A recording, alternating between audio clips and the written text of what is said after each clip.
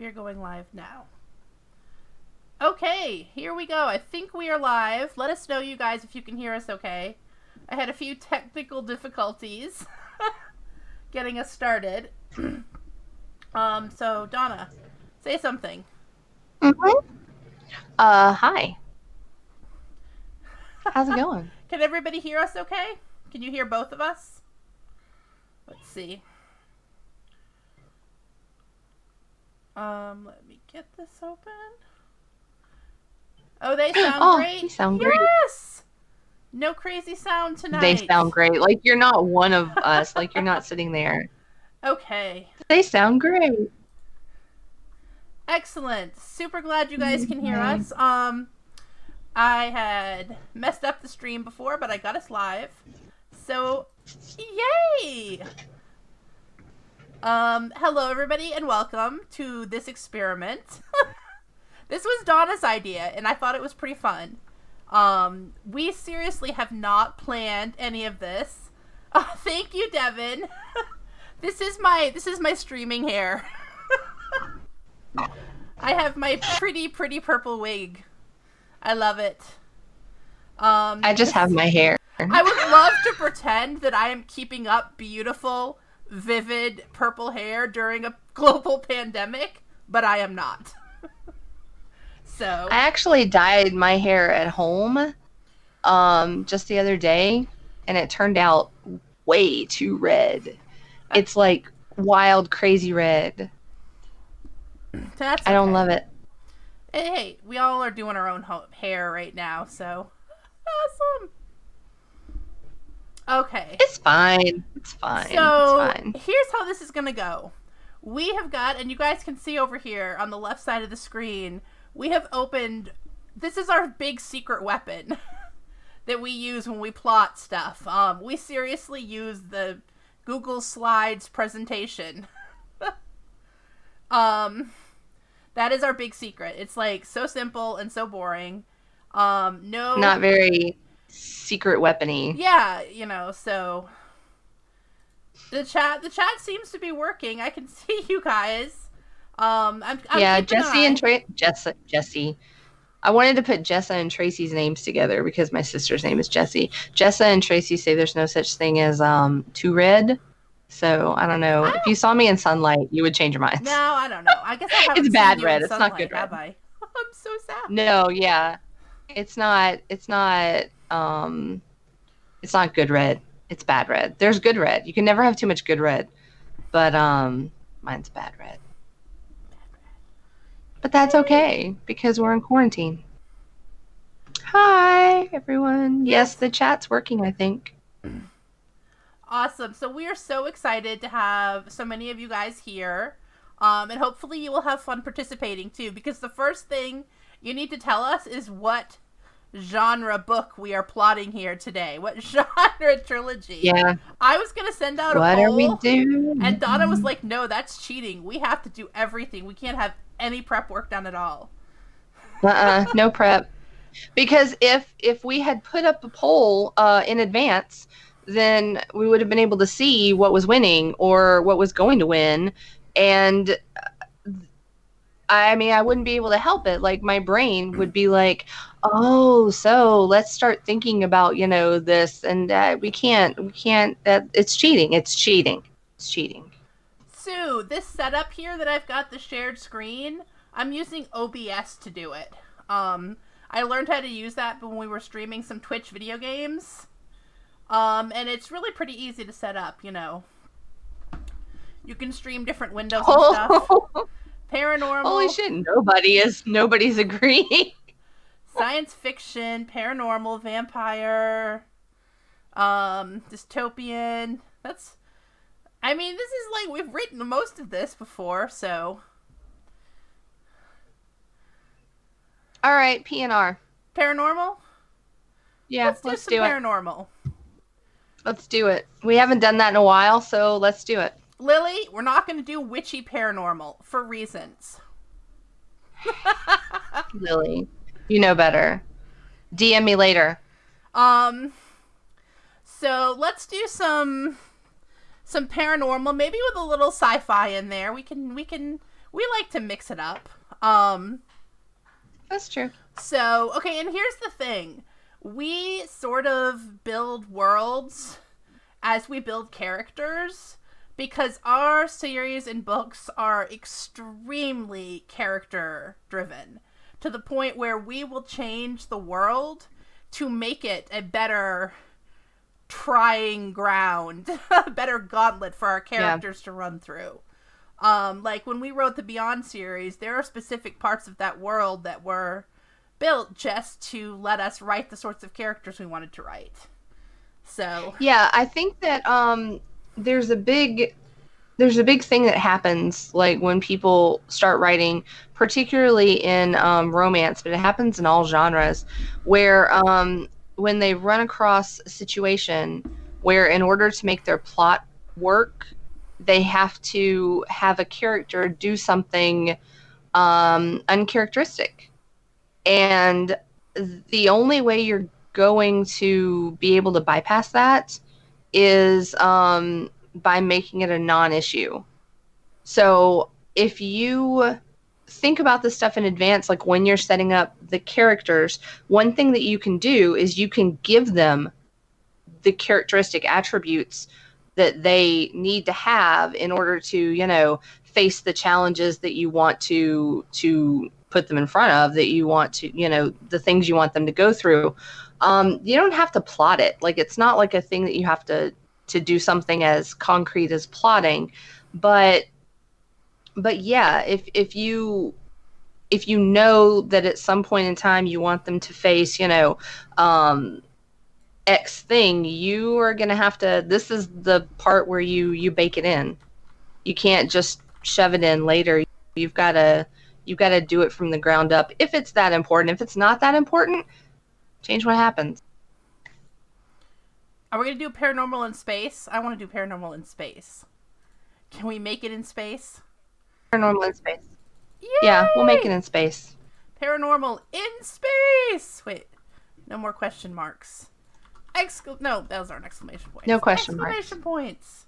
Make that bigger. I'm old. Paranormal Make it bigger. in space! There we go. So, there we officially have... we officially have started our plotting document. Our plotting documents are not... I don't like that font. Okay, fine. Officially... I hate Arial. I hate that font. That fucking... I hate it. I know you do. Okay. Just saying.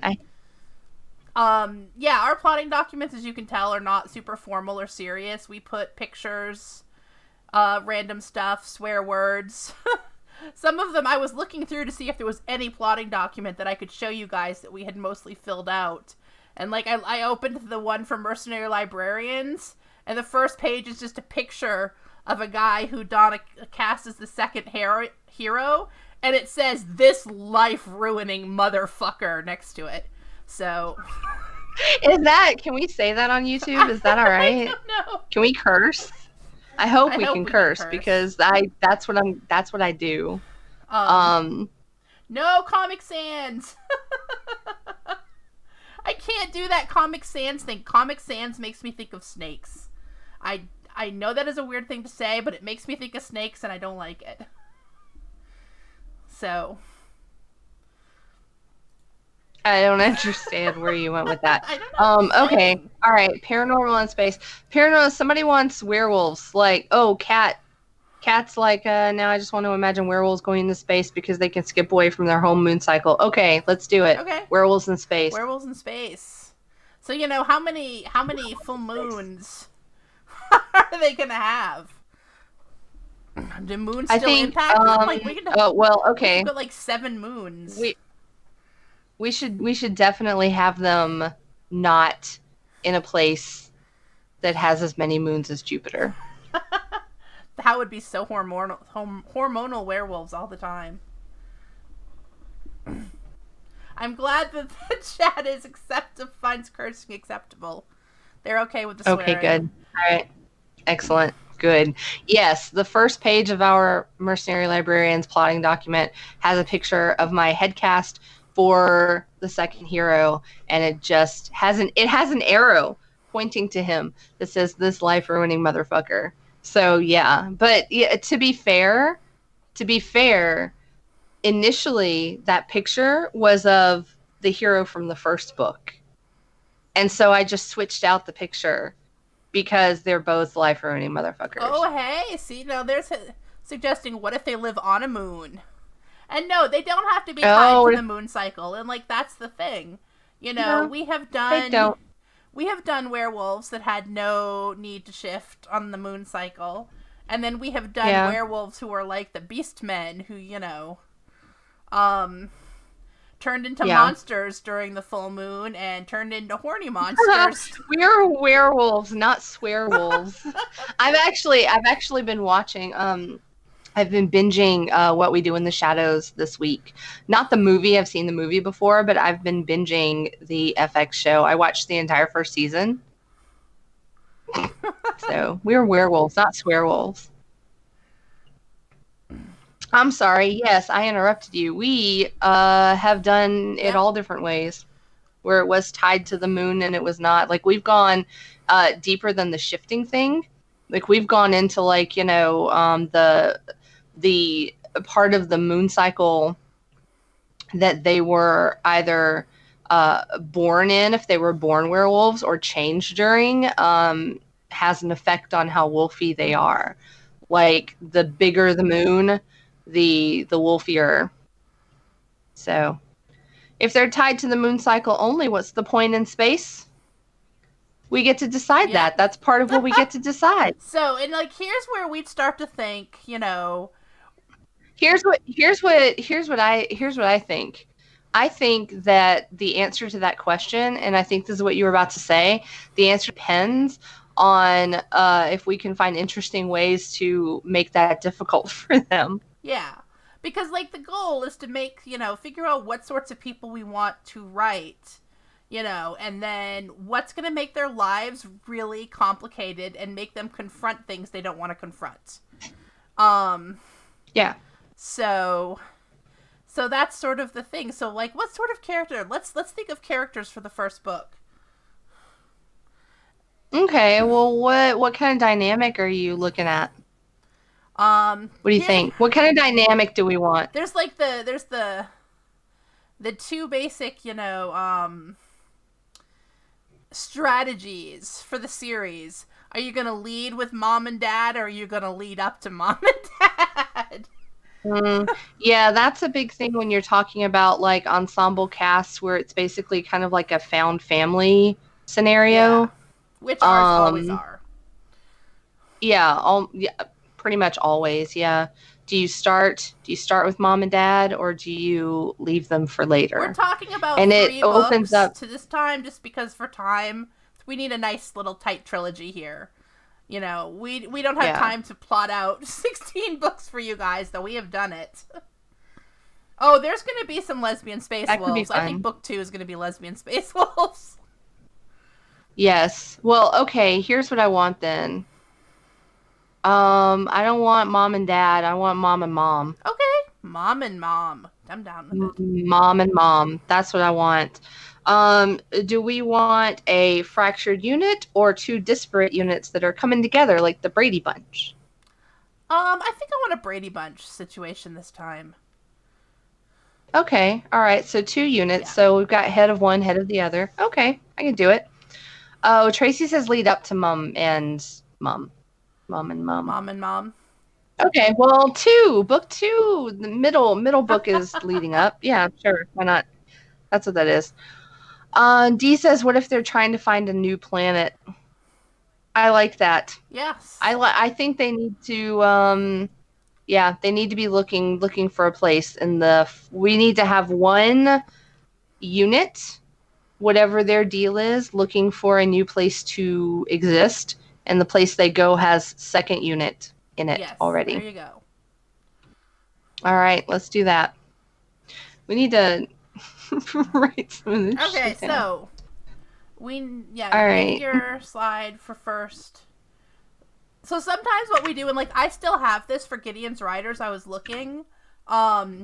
when we were writing book 7 of Beyond, we knew we were going to spin off with the writers. And we sat down and we actually made a list of the tropes, basically, because we didn't even have names for most of these people. Yeah. We just made a list 1 through 9 of 9 trope couples. Like, we had a princess and a bodyguard and a, you know, whatever. So we need our page where we start listing the grumpy one. Yes! Grumpy one. Let's do grumpy one and sunshine. Oh, I always love a That's good what we're going to do for number 1. You do the grumpy one. I always do the grumpy one. You're good at grumpy ones. Oh, no, is this the first? Yeah, you're really good. Is this the first? Are we going to do This is first. A hero and a heroine, and then mom and mom? Yeah, mom and mom are second. Okay, so I'm going to go put this down That's here. what I have decided. Okay, Mom sunshine one. What was that? What? Me saying mom 1? I heard a noise. I don't know. Huh. Oh, was it? Maybe Okay, I sang mom 1. It sounded like a cat. It could have been. All right. Oh, okay. It sounded like a cat. Well, it wasn't a cat here. So this is what we do. We make a page. Pretzel for each character. family is the good food. Someone needs to go find us some actors or models to start casting these people. Yes. Find us grumpy one. Dude. We can totally have a non-binary We can't character. have non-binary characters. And, like, I'm going to say that now. This is the point where you need to be thinking about what you're doing. Yes. What you're creating for a series. Because when you sit down and you think about it all at once, you get a big global view of it. And you can see if you're doing, you know, I mean, if you're trying to not write a cishet white cast, then, you know, this is where you see what you're doing. Yeah. But also, this is where you take care because, you know, you got to think about the tropes that you're deploying and whether or not you are equipped. Because you don't want to be part of the problem. Yeah. Don't be part of the problem. Honestly, this is where we often go and get our first sensitivity consult. If we're going to... Here, I'm going to stop and answer this first. We find pictures early because there's 2 of us. This is not a required step for most people. I don't think, because you probably know what you have in your head. We don't know what we have in each other's head. So we find reference pictures. And Oscar Isaac for everything. Not a bad thing. So... But yeah, Oscar Isaac, grumpy one. I'm doing it. Did somebody say that, or did you just say that? No, there's a lot of Oscar Isaac suggestions. Okay, well, it's happening. Oh, the Dune photo. Okay, that's it. Yeah, that's a good one. That's it. That's what we're doing. I'm gonna go find it. Did you find it? All right, I'm gonna do it. So yeah, this is where we first Oscar Isaac Dune photo is absolutely a suggested search. Go and get our first sensitivity consults. We run through what sort of tropes we're thinking about. We make sure they're not something that's going to start poking at harmful stereotypes, because we are not the people who need to be exploring how to subvert harmful stereotypes, you know, that aren't things we live with. That's not something we do. Yeah, we don't want that. I mean, subverting harmful stereotypes is a thing that takes a lot of skill and a lot of understanding of what's going on. Buy books from people who are subverting the harmful stereotypes that they have had to deal with. And that's how we do that. Yeah. So there we go. We got a grumpy one. Oh, I love Tessa Thompson. Grumpy one! Oh. Tessa Thompson? Yeah! Tessa Thompson wearing that suit... cape, whatever that thing was from Westworld. I'm still obsessed with it. That she was wearing in Westworld the other night. Cape suit thing. Somebody told me on Twitter what it was called.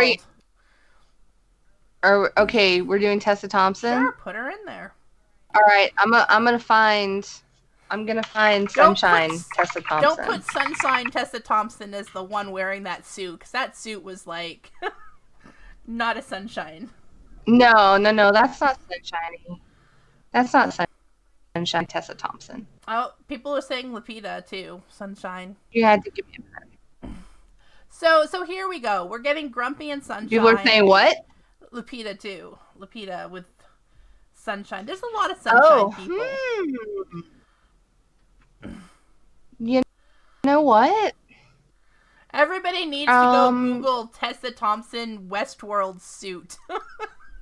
It's amazing. You know what? You know what? No, we need. I know what we need. This is what we need. This is what we're doing. Here we go. Executive decision. Sunshine won. Hell yeah. That's happening. My Grumpy one's going to be an enforcer.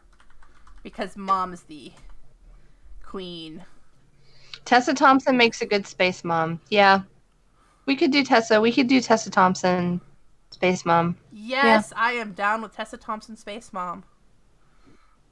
Okay, so Tessa Thompson needs to be the Space Mom of the displaced group, of whom Grumpy one is her second in command. There you go.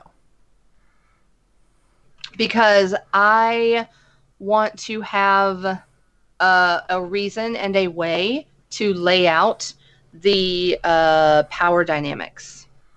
There you go. Yeah. Like of gender, and its expression, its acceptance, its malleability. Yes.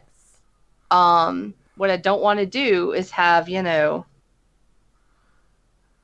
grumpy dude. I mean, he looks like he would make an excellent, very growly leader, but I don't want him to be. There's a gnat. Okay, and I'm going to address the elephant controversial study in the room, since we're doing shifters, and we're going to talk about, that we love the alpha stuff.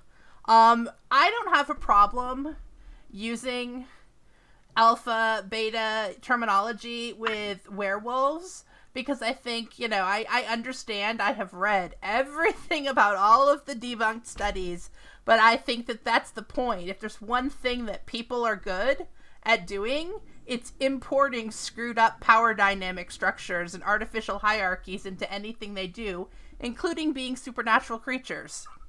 So I think werewolves would be more likely to have weird hierarchical situations than actual wolves would, because people do love... I have chickens. You have chickens? So I have chickens, and they do actually have the power structure. Like, there's absolutely... Do not mess if you with have the like alpha hen over at Donna's house. She'll murder you. Do not mess with Nucky. Okay, let me tell you a little something about our alpha hen. She once chased me around the backyard with a snake hanging out of her mouth. And when she got tired of scaring the absolute bejesus out of me with it, she stopped and she ate it. Don't mess with an alpha hen. Yes. Do not mess with an alpha hen. It is so sad that Alyssa Cole isn't here, so we can discuss. No, we're not talking about pigeons. It's not happening. We are not talking about pigeons. Not so yes, pigeons. The alpha beta stuff coming from the human side is something that I have always, seemed perfectly logical to me. Yeah, I don't really care. One thing I don't think, I mean, like, I don't mind. I think that when you're talking about, like, paranormal, but also, like, sci-fi, lots of times what ends up happening is that you wind up with something that's sort of like a military or paramilitary structure anyway. Yeah. So, it's not necessarily going to be an intrinsic kind of, second nature hierarchy anyway. It can be related to, their jobs or their social structure. So, and I think that all the different ways people explore... I like it. I like it because Isaac has a sword. What? Oscar Isaac has a sword. What, in that picture? Oscar Isaac has a sword. He has a sword in that picture. Yeah, he must. I know what he you has. can look at him. You can tell because I know what Tucledo is packing, but I'm not going to, like, get into this whole situation. We're not going to Dune out. Yeah. Did you really just say that? I just said that. I'm sorry. No. I'm sorry. No. Jessica betrayed an ancient order of space witches to give that dude a son. He's packing something. Okay, I'm just saying. Okay, enough, dude. So, people are voting for Selma Hayek for Space Mom 2. You have ruined my life. I'm sorry, I have opinions on Dune. I guess, man. Woof. I'm okay. My husband has come to make sure we're okay. Yeah, no, cat. It was not a venomous snake. It was like a little garter snake or something. But my chicken was definitely there to eat that thing, and she did. She ate it. Horrible. Yeah. Okay, Vicious hippie artists is like my aesthetic. I love vicious hippie artists.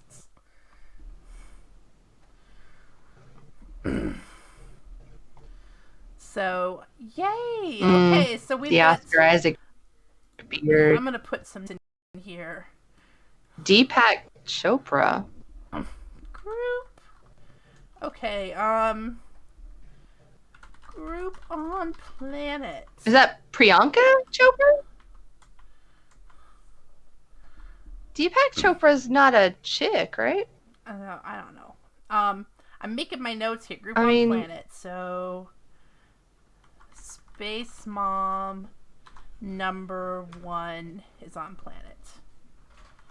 Oh. So, I'm just making my little notes up here. Okay. Yay!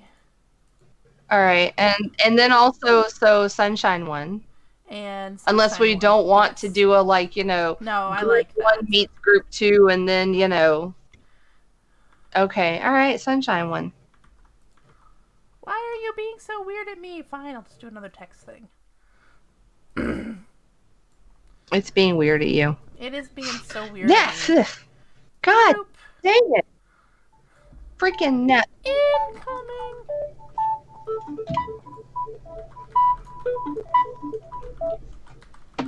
My mother-in-law is calling me. I'm not going to answer.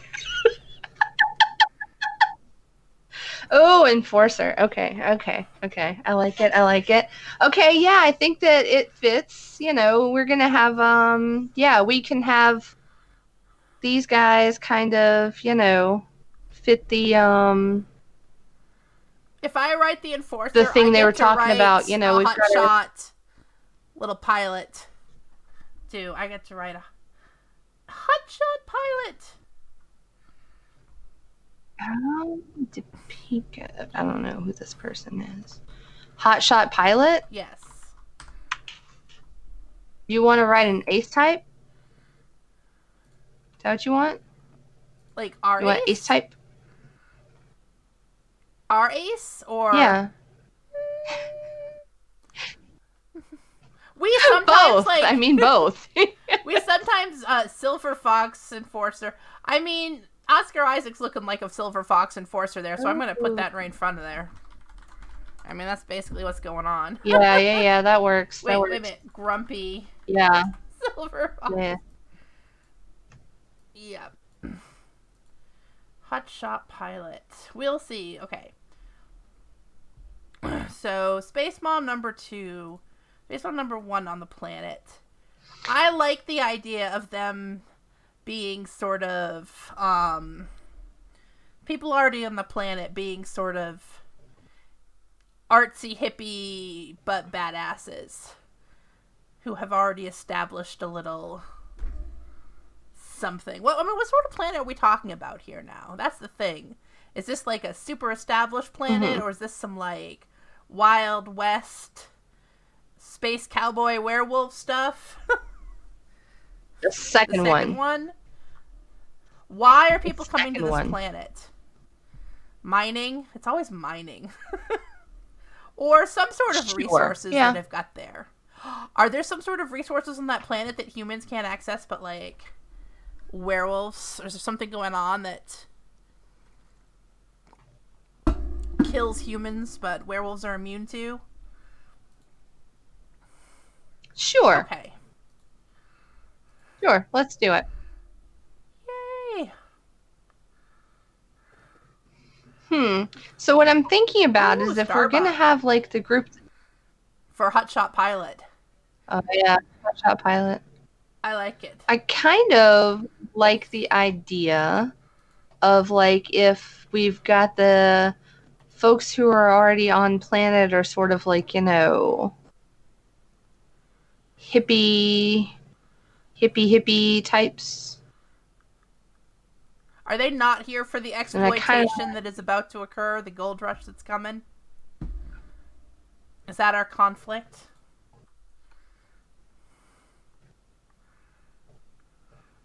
I don't know, maybe. Oh, Crystal Singer. Oh, yeah. That is, did you ever read those books? The No. Crystal Singer books. There was a planet that you could, only certain people could go to and harvest these crystals that were needed. I haven't, it's been so long since I read Crystal Singer. Like, I think you needed them, they needed them for spaceships, maybe? And you had to, like, be able to sing to, like, harvest them, but, it was... What? Beryllium spheres. Beryllium spheres.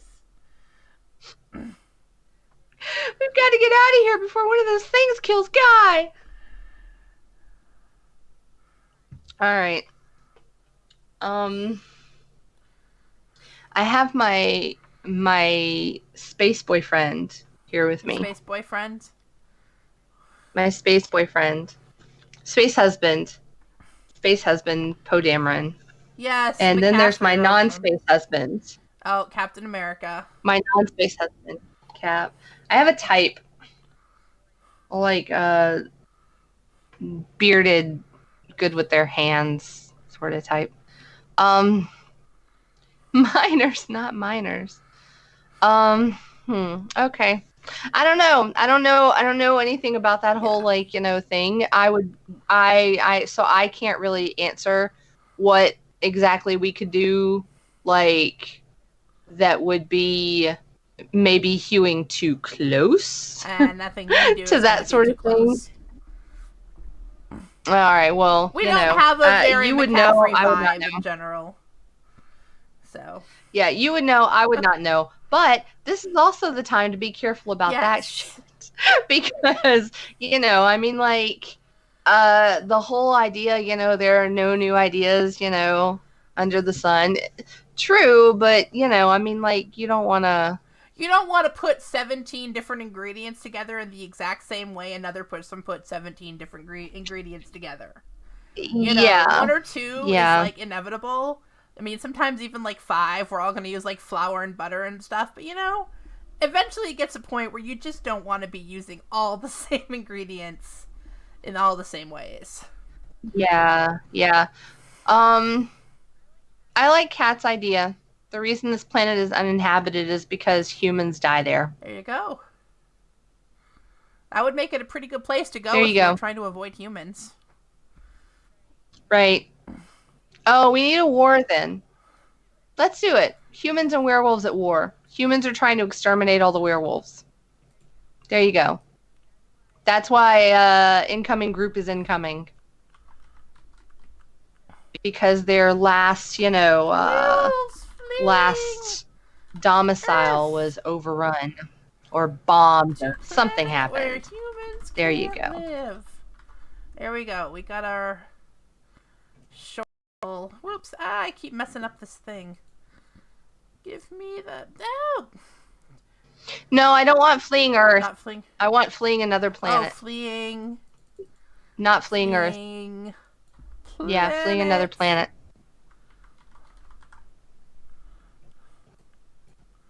Okay.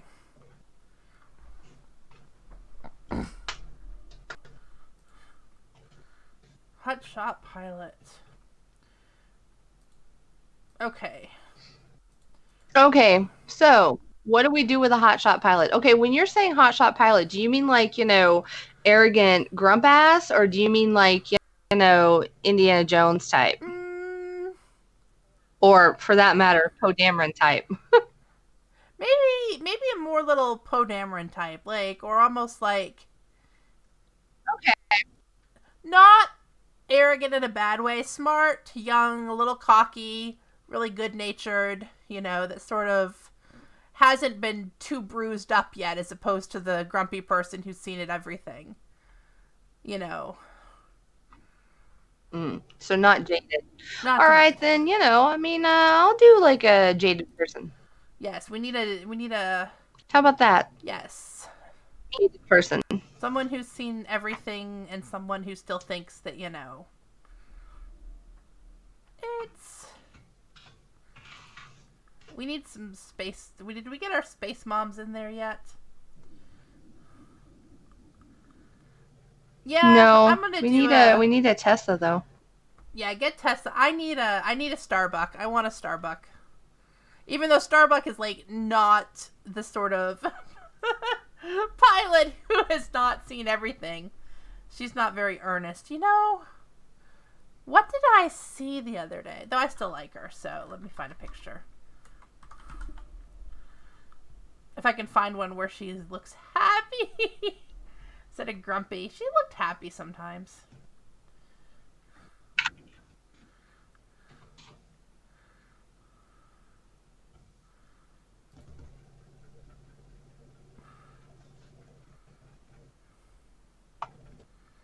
Sometimes with the pictures, like, it's not even what they I'm look going like, it's to their expressions for me.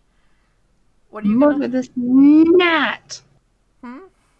I'm gonna murder this gnat Oh, is there a that gnat running is around? floating around here. Yes.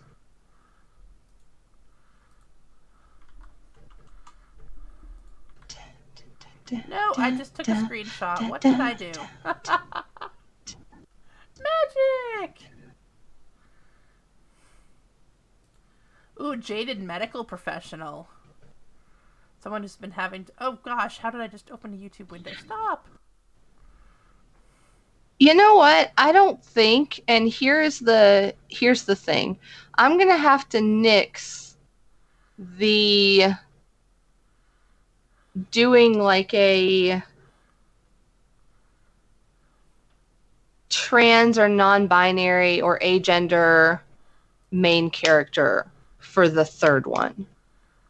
And I'm gonna have to do that because, and this is a thing that you're gonna have to remember, like as you're going through your process, you may not be the person to do that. Now, it would be all well and good for me to say, yes, let's, go ahead and plot that out.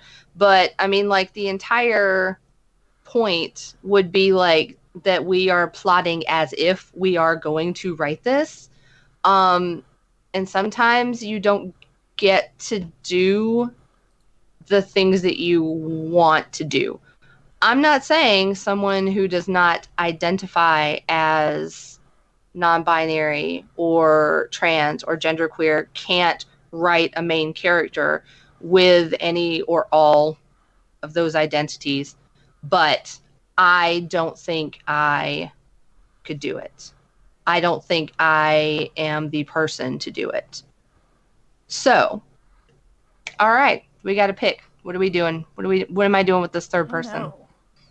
I have to make the difficult decision that I don't always get to that I want to write because I frankly I don't have that much confidence in my abilities to tell that story, whatever it might be. I want to hear someone tell their story that way. Yeah, and that's a big thing to remember. It's not just about the responsibilities I'm of very what you can... I'm weirdly disappointed, but Well, it's not just about your responsibility for I'm what weirdly stories you can disappointed. tell. It's about supporting people who are telling their own stories. Like, Yeah, because that's the yeah. thing. And I'm going to be real about this. When we were pitching to New York, I thought a lot about the fact that my responsibility with, pitching characters who weren't white to a New York publisher who would love to pay me money that they wouldn't pay to a black author for writing a black character. You know, I think we all have to be super aware of that. That doesn't mean I'm going to write all white casts for New York. I'm not going to do that. But, you know, you have to navigate that in a way where you're not taking up oxygen in a room and money and resources that should be going to someone telling their own story. Yeah. Okay. However, that does not mean there are not more characters in here and that we can't add more people. Because even if you don't think that you are the person to write the story of someone, your worlds need to be increasingly normalized. Oh yeah, absolutely. I would not exclude like, you know, trans or non-binary or agender characters from like my world. And I'm not even saying that I would never write like a character who had, you know, like a trans or genderqueer identity. That's not even what I'm saying. It's just that, you know, I think for me, the big thing is that in order to Corey, if you guys would like to do the character, I mean, if they would like to do the character, I think that we can totally let them help us with it. Do you want to do that? Yeah, I mean, like, that's fine because my whole thing is that, like, you know, within the I don't want to scope of a few hours. One thing that I don't want to do right now is we don't have the time, like we don't have the resources right now to get a sensitivity consult in here. I don't want to put any damaging tropes, but if you guys can help us so that we don't put any damaging tropes in here, you know, I mean, that's the only thing that I worry about, hooking up some dynamics that would not be good. Well, we're on a live stream with a bunch of people watching.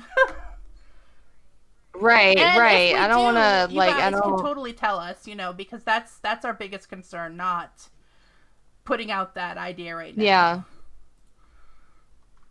Yeah. I don't want to do fated mates. I don't like it.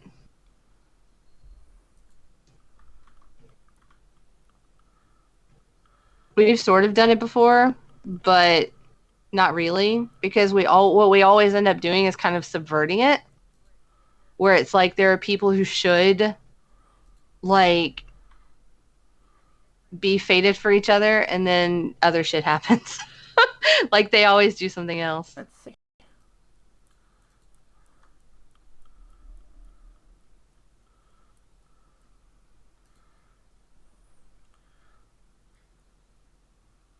Yeah, Kat, you guys, I mean, we want to do whatever we can do to, like, you know, make this useful for you guys, so please tell us. Hotshot Pilot, just a second.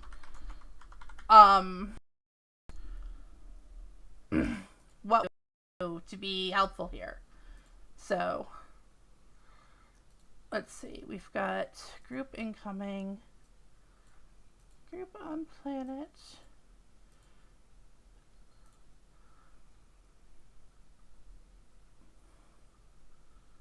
I'm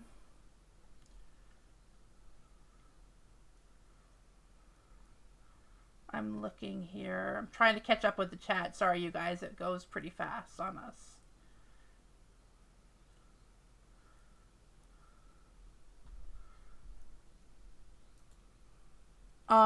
What are you thinking, Donna? What am I thinking? I wasn't really. Oh, Lessa Falar. Let's not. Sort of in a.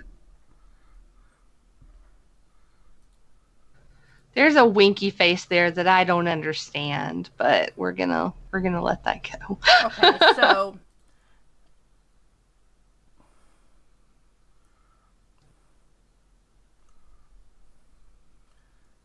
we have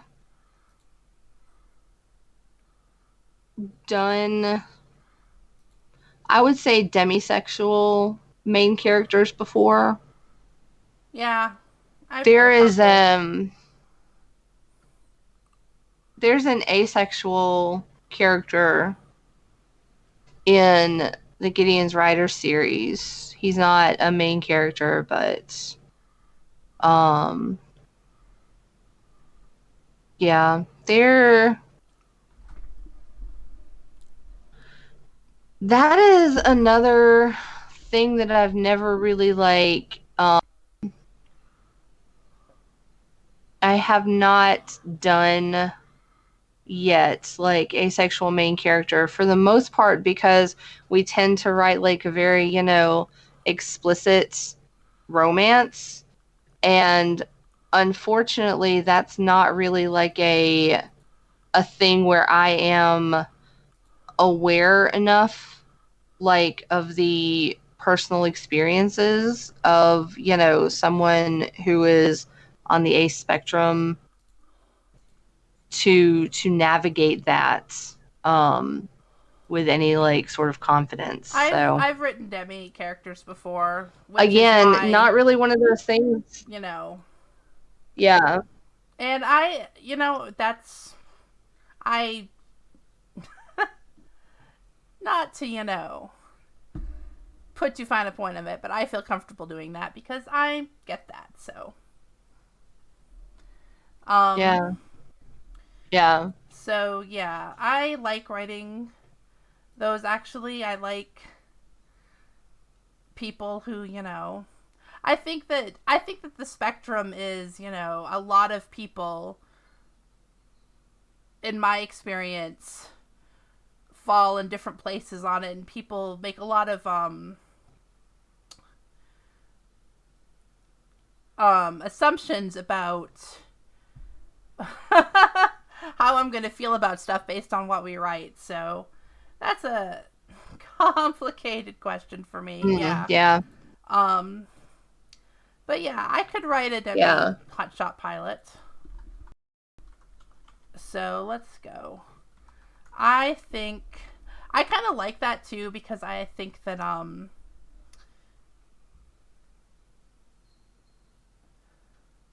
I like the happy people who are happy and enthusiastic and hopeful. Are you doing Hmm? are you doing Sis or Who? What? for Hot Shot Pilot? Yeah. For Hot Shot Pilot. I don't know. Let's see. Okay. All right. I'm trying to keep up. Well, I'm kind of in a holding pattern a little bit because you were like, if you guys want to help us craft a, non-binary or, Well, it gender is, queer it character, then we is. can do that, but a little bit difficult to do in this medium. We are Like, live and being really so crazy. Let's just do this one right now. Um, yeah, and I'm sorry, guys. yeah. Like, we should have thought about that and like things that we were going to be able to come up with live and not feel like we were going to be stepping on dangerous and harmful tropes. This is an experiment, and we're doing our best. But And we agreed we weren't going to prepare for this at all. So, maybe that wasn't the best choice. um, um, yeah, pretty much. that's okay. We're doing our best. So let's see. Sunshine 1. We gotta find space moms. We don't need to cast them right this second, though. The important thing is we need to get some dynamics down. I'm gonna make us a new slide. So here's the thing. When you start doing, I didn't do this right. How do you get rid of them? Do you want me to get rid of them? No, I can delete things. Yes. I'm smart enough. Click on the frames. Okay. Book 1. Book 2. Book 3.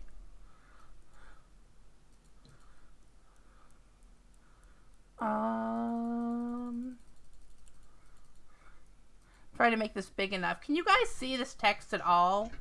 I don't know how big it looks on the YouTube screen. If you're on phones, I'm sorry. It's probably tiny. Organizing it so it all fit was a little bit rough. It's tiny anyway. It's very tiny. Okay, so book 1 is the grumpy. Super small. One in the sunshine one. Dig it. That's going to be arrival and clashing of the groups. And I think that conflict has to be that conflict's going to have to be a lot of the why are you here? Do we trust each other? Do we trust each other? Oh, here's a thing that I would like to go ahead and put out there. I don't think it should just be like the people that we're going to be like talking about as main characters who are part of the groups that's already there. I think there should be like a whole settlement. Mm. We're just going to be like mainly dealing with, you know, like as main characters, these folks. So we do have room to do, you know, like a healer or a farmer or a, you know, tradesman or, you know, craftsperson, some, you know, buddy who is not necessarily someone. I think that's what I would like to do. Not necessarily somebody who is, you know, within like close proximity to the fearless leaders or what have you. I would like to. Who would I don't know. I kind of like. I like dichotomies when you're talking about something like this. So I really like the idea of sticking, you know, somebody who is, not, you know, not in the same sort of like, place that the other person is in. So, you know, like, I don't know that I would necessarily, I don't tend to do things like, you know, throw two hotshot pilots at each other and see what shakes out. You know, I think that it works to do like, you know, mom 1 and mom 2 because they are quite obviously going to have different like leadership styles and different like, you know, ethos and, you know, but it's like hotshot pilot, I think, you know, I don't know, like farmer person or something, you know, like somebody who is definitely had a different lifestyle even, you know, a big conflict where they just are on this completely different plane of existence. Do you stay or do you go? You know, if you're a pilot, if that's your thing, you know, somebody who's rooted in the earth versus somebody who's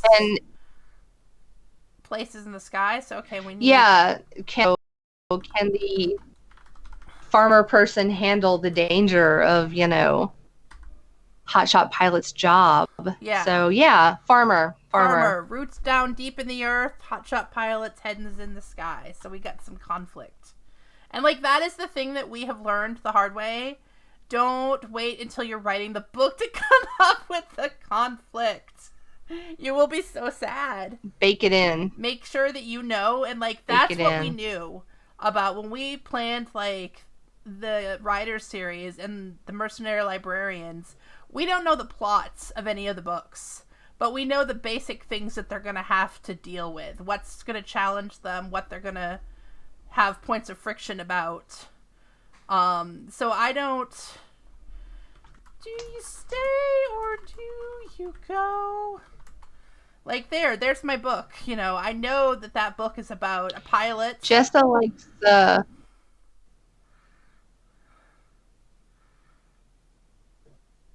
Medic had to... I would like to stick a world-weary medic in the background. Let's put a world-weary medic in. Or we could have mom 1 or mom 2.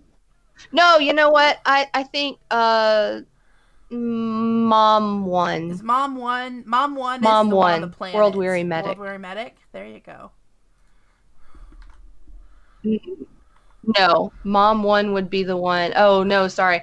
You're confusing me because you're writing them first. Mm-hmm. Like your people. Oh. But they're in the second group. You confuse me. Okay, so mom 2, world-weary medic. Is Or the mom one. It could be mom one. okay? Either Who, one. the person on the ground or the person incoming? I have Space Mom Yeah, it could 1 be being either on the one. planet. That's what I Okay. said. Could be either one. So that's the Sunshine one. Mom 1, person. Okay, so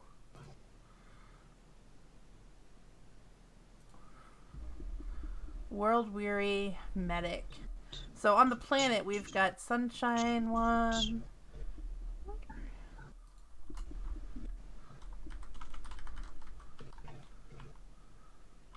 Sunshine 1. Who else is on the planet? Farmer. So we've got a farmer, a medic. What does the Sunshine 1 do? If you're I don't know. Yet. How do you guys come up with the conflicts if you're blanking on them? Kind of poking at the tropes and the dynamics. I mean, we've blanked on conflicts, and we have. I don't know what that means if we're blanking on them. Well, if we can't come up with one, like wait, what does that mean? Like blanking, like can't come up with one. Oh. Well, I mean, we come up with one. Well, I mean, no, like I don't think we've like ever. We can't move forward.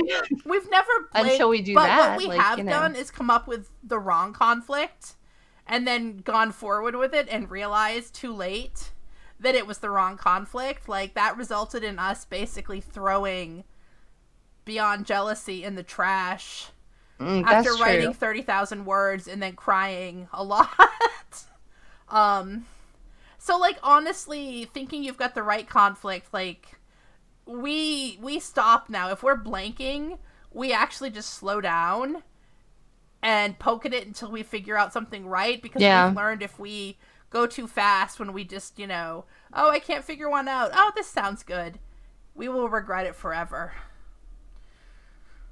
So, we will cry on New Year's Day over a bottle of champagne as we toss a book in the garbage. I always like crafters and artists. Ooh, techie or scientist. Sometimes I like to shake things up. Well, sometimes I like to shake things up a bit. And actually, like, one of the things that I like to kind of like mix the personality types with like things that people wouldn't really necessarily expect. Like I wouldn't do it with this Sunshine one because basically like this is how we wound up having Cora and Ash one is because we had like Grumpy one, and so we had Sunshine one, and then I was like, well, lots of people think of, like the trope is world weary medic, right? I mean, that's like the trope. So like one of the things that I like to do is switch it up so that, you have somebody who has a particular like what you would think of as like a character archetype, but their job doesn't really like super fit with it. Like their job is something where you would expect people to be like, worn down or conflicted about it, and they're just like not. I like to do that sometimes. I can't really think of anything that would be like, that kind of a thing for Sunshine one, unless Sunshine one is also an enforcer, which I don't mind. Kind of like it. She could be the two enforcers, seconds in command, having to deal with each other. Oh, I kind of like, I think enforcer, of a grumpy Sunshine enforcer, and a totally cheerful, bubbly enforcer. Yeah, she would drive. I think crazy. She doesn't have to be grumpy. Yeah. So, and when they drive each other crazy is a little bit, it's a little bit nice. I kind of like mechanic / tech for one of the moms. Then let's have one of the moms be instead of the medic. Techie. Do you want a burned out medic or a techie? We could just like divide it. So like a medic and the techie. Or like have You know, I mean, like, because here's another thing. People don't have to just have, like, the one thing. You know? I mean, people can also be mechanically inclined Yes.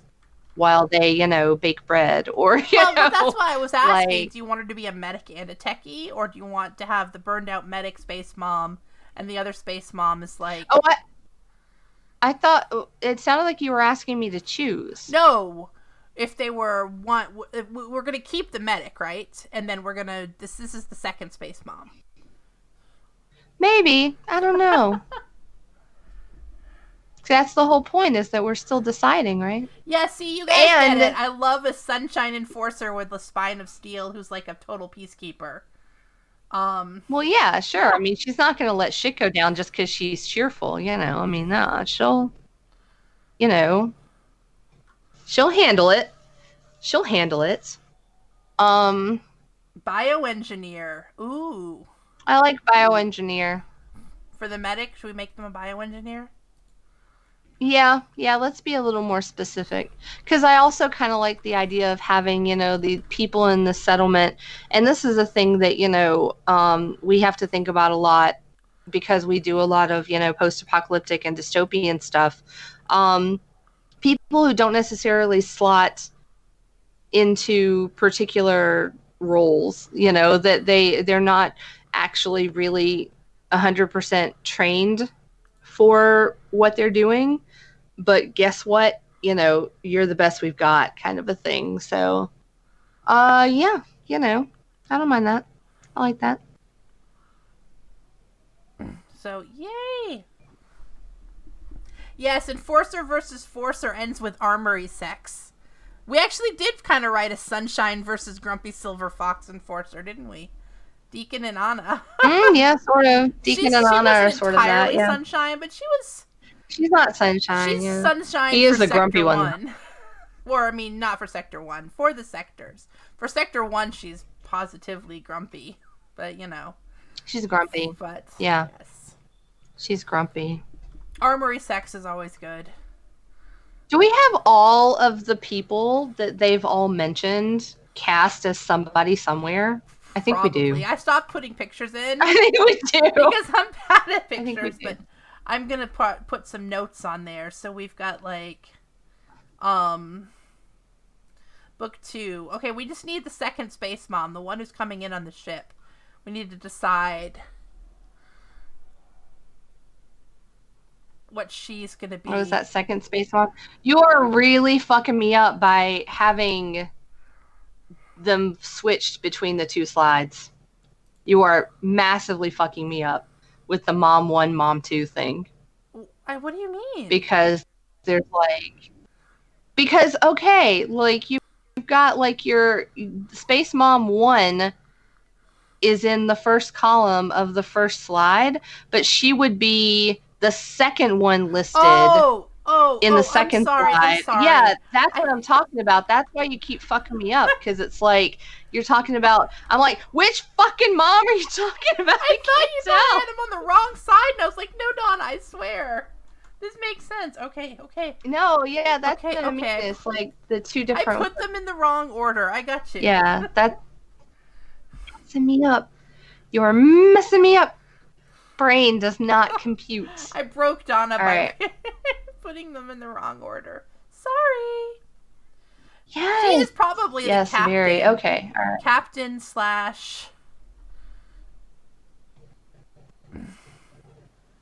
No, not that order. Well, then what order are you talking about?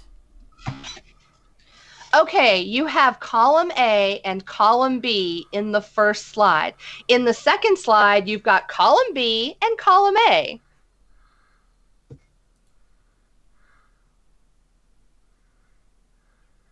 Instead of Sunshine 1 and Grumpy Silver Fox Enforcer, suddenly in the second slide you say Grumpy Silver Fox Enforcer and Sunshine 1. Oh my god, Donna. That's what's messing me up. Because then I can't tell which mom you're talking about. Because I can't tell if you mean mom 1 and mom 2.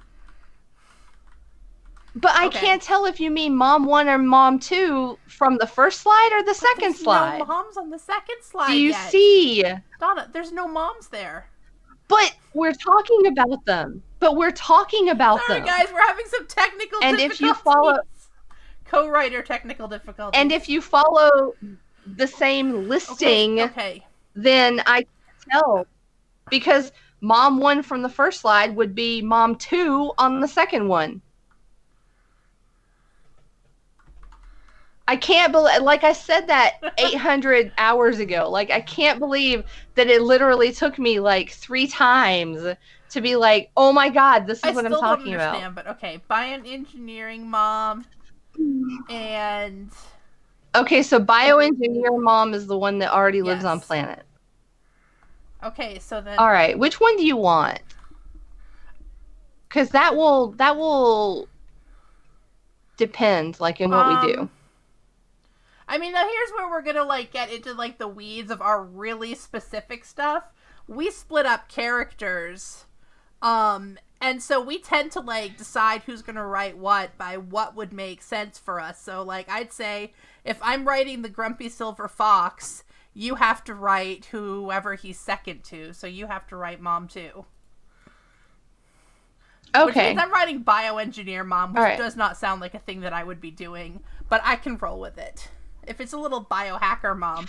Okay. I'm gonna make biohacker mom. Wait. Alright. I'm gonna get what I want. Somebody said something about the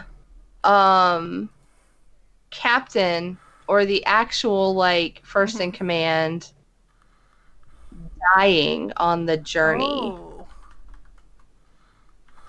So I'm kind of in love with the idea of Space Mom. Space Mom, good job. We'll say Planet Space Mom Mom. And Space Mom. Cat Pella's out here saving us. Space Mom being someone who was not originally in a leadership position, but then we would have to explain why Grumpy Silver Fox didn't step up if he was second in command. A leader, and he refuses to lead. Writing dudes who... Well, then why is he second in command? He likes being second in command. Writing dudes who refuse to accept the responsibilities of leadership and then finally begrudgingly do is basically my, like, career goal. Okay. All right. So here's what I think. Somebody else had mentioned a religious figure. Here we go. He has refused to accept any sort of command. Make him do it on this planet. Have to make him step up and take responsibility on this planet somehow, as he refused to do on the ship when he should have. So. Or that he just couldn't do because he was fucked up. Yeah. I keep looking at my microphone like it's my camera, and it's not my camera, it's my microphone. So I'm looking up here, and it's not that. I'm going to put Planet Mom. I changed Planet Mom into an agriculture hacker so she can be friends with our farmer. Because... Wait, but what? No, now you fucked up the medic thing. Okay, fine. Medic Mom. I can. Okay, no, you know what? You know what? Space Mom can be the medic. There you go. Space Mom can be the medic. Fine. I like the medic. Too late, Lily. She can't be a hooker. She's a medic. Fine. She can be both. I am down. So, Space Mom. She doesn't have time to be both. She doesn't have time to be both. So.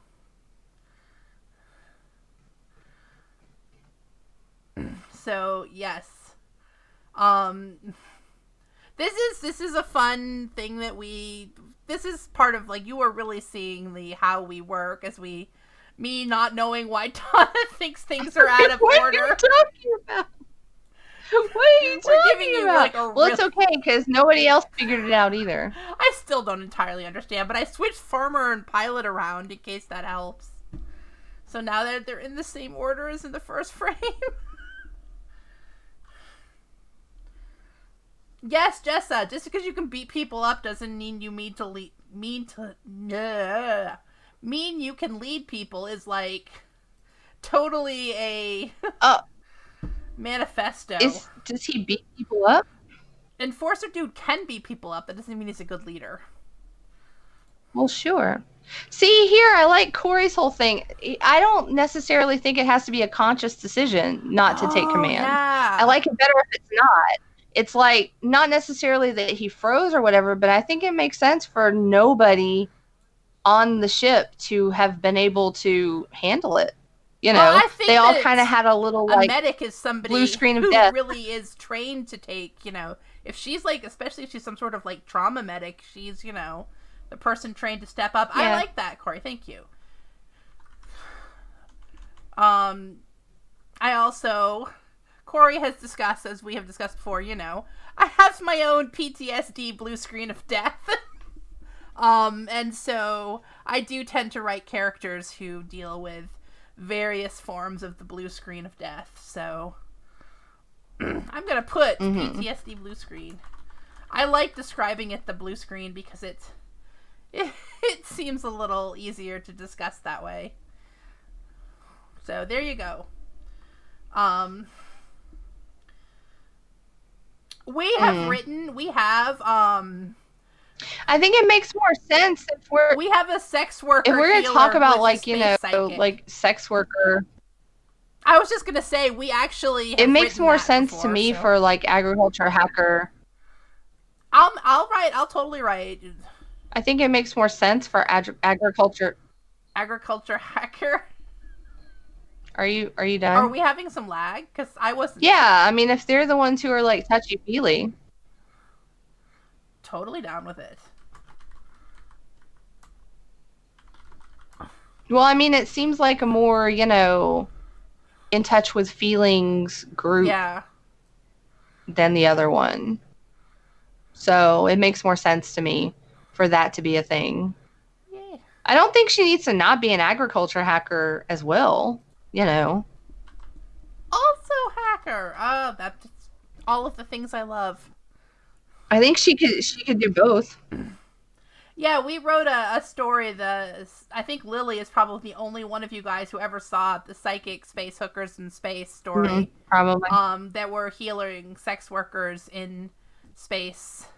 I loved that story. Someday I'm gonna have to dig it up. I don't know where it is. It's not published anywhere anymore. No. But yay! So here we go. We have got. It's not Temple of Luna. It sounds like it. It was actually, we wrote Temple of Luna sort of a little inspired, maybe plagiarizing ourselves. After the whole thing with... Does that work that way? I don't know. I think we sort of... I mean, it's not that it's not a theme that we have gone back to, but yeah. So there we go. We've got some dynamics. We've got some... conflicts. We know these groups are going to come together. Generally, we like to do the found families crashing into each other. Sometimes they're wary of each other. The other Noelle, that's right. That's why I didn't republish it. Her name was Noelle, the heroine. I remember now. I was like, that would be Base confusing. Mom. Base Mom and Planet Mom. So I will dig that up somewhere, though, and put it somewhere. So if anybody wants to see it, they can. Because, you know, I liked it, even if it was the infamous and terrible Crash and Burn Noble Publishing. That was where that story was.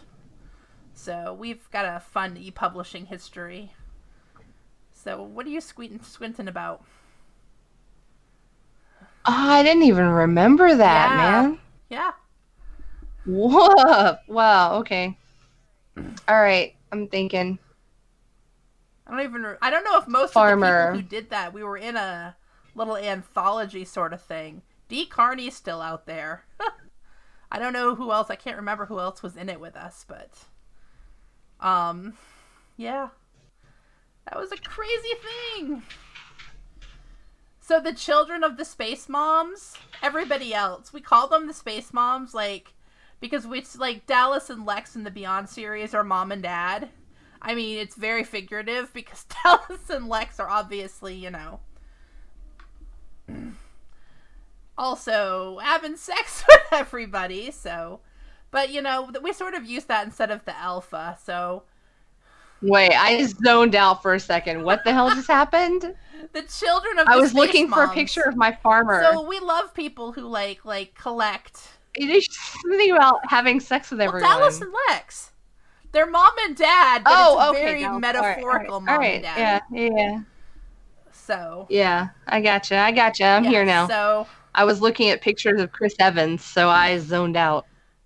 I think that Sex Worker Planet Mom and Farmer and Sunshine Enforcer Girl... I mean, Sunshine Enforcer can...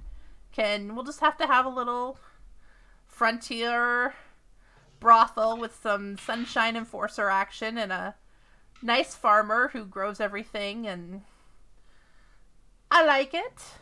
Got a little hippie commune. Nice farmer. Growing their own food. Farmer. We need some craft or secondary characters in there. You know, like somebody who's doing like we need somebody who's raising some animals. We need some spinning. Somebody who's brewing some alcohol. I always love to put the crafters, so... Okay, so here we've got the basic character dynamics now. We know what they're gonna be. They're like very high level archetypes. And we kinda know what's gonna cause sparks between them. You know, the grumpy silver fox guy who's gonna have his trauma. And I mean, he's going to have to face that somehow. He's going to have to come to terms and maybe find a safe place to rest.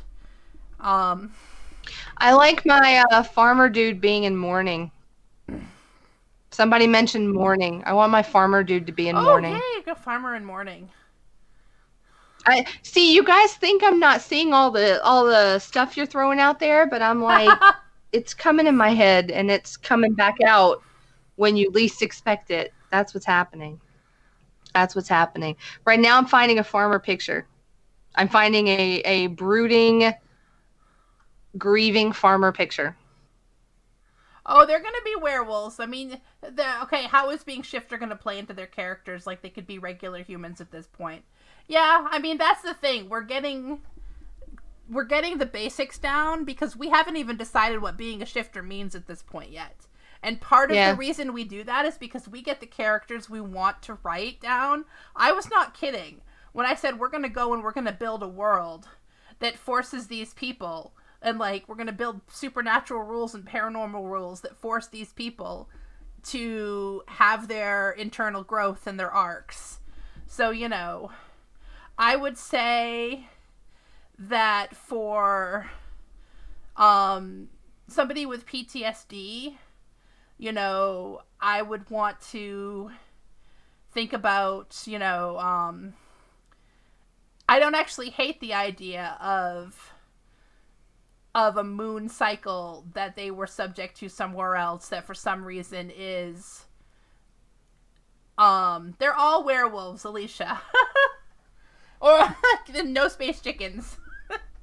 So like, oh my god, no space chickens.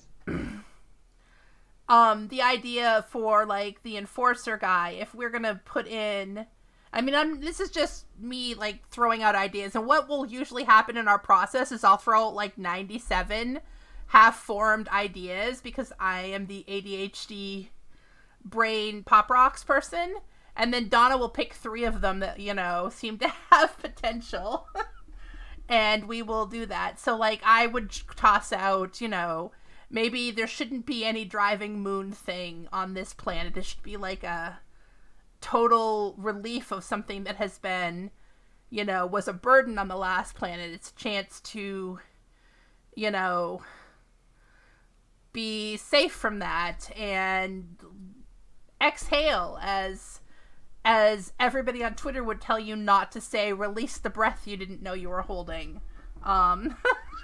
Screw all the people on Twitter. Fuck everyone on Twitter. Say it all you want. Fuck everyone on Twitter. I said it. If I wanted to be evil, I could do the converse, and have it be a place where it's even, you're looking at new challenges. Maybe you're safe from humans, but there's some sort of punishing, paranormal. Let's ramp it up. Ramp up the tension. Let's ramp so it now up. There's control things. I want them to be horny a lot. Let's ramp it up.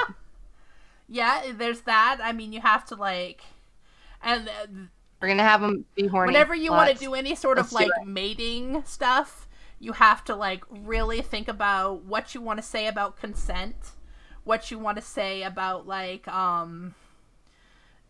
because magical mating stuff is a minefield, and yeah, I don't want to do that. We've gone running full speed across that minefield, so I'm not saying you can never do it.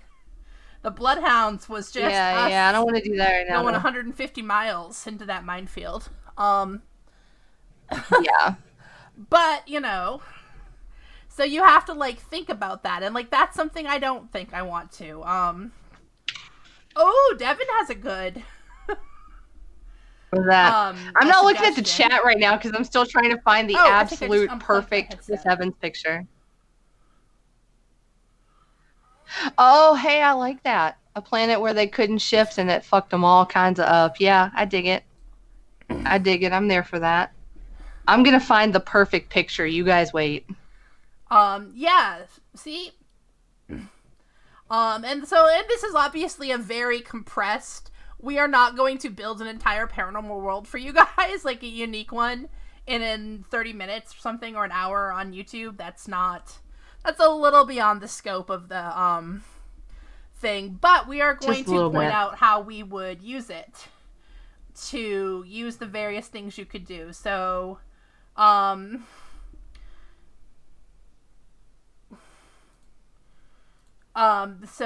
mean, the farmer. Or how are you thinking about the farmer dude?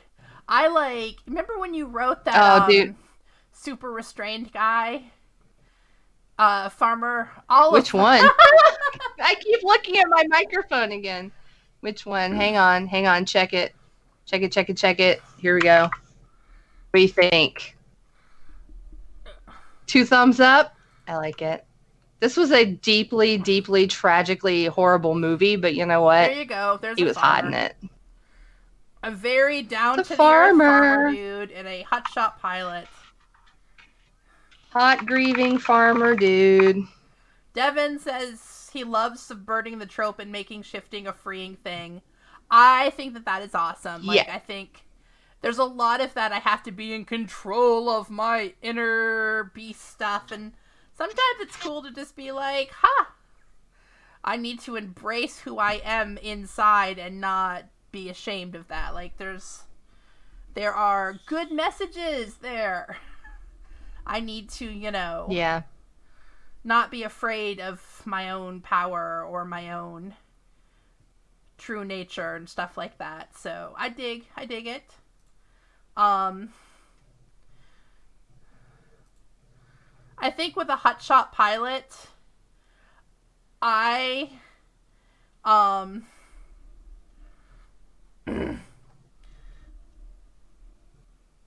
would Bloodhounds. I'm glad you guys liked Bloodhounds. Bloodhounds was such a wild, out there thing. For you guys who haven't read it, it is our Wild West steampunk Beastman thing where the werewolves were genetic engineering, 1800s genetic engineering experiments that went kind of messy, and they're all super horny, and they have the mating stuff during the new moon.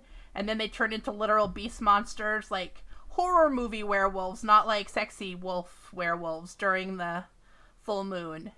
And they were made to hunt vampires who took over the West. And so it was a wild, crazy, wacky couple books, and I did very much enjoy them, but we totally danced through some minefields and set off a few. It was rough. But because here's the thing, I like the idea. I don't hate the idea of throwing in some paranormal based horniness, but I refuse to remove their agency with it. I don't mind ramping up the hormone like, oh my gosh, like, you know, I would just love to just like scratch one off right now. I don't mind that, but I do not want them to be like blinded, literally blinded by lust, or like having to do things that they don't necessarily want to do. Like, I'm not going there. That's fucked. I'm not doing it. We have our So, consent lines. yeah, that's not. But I think that, like, you know, yeah, there's a lot of paranormal world building, especially in romance, can go in some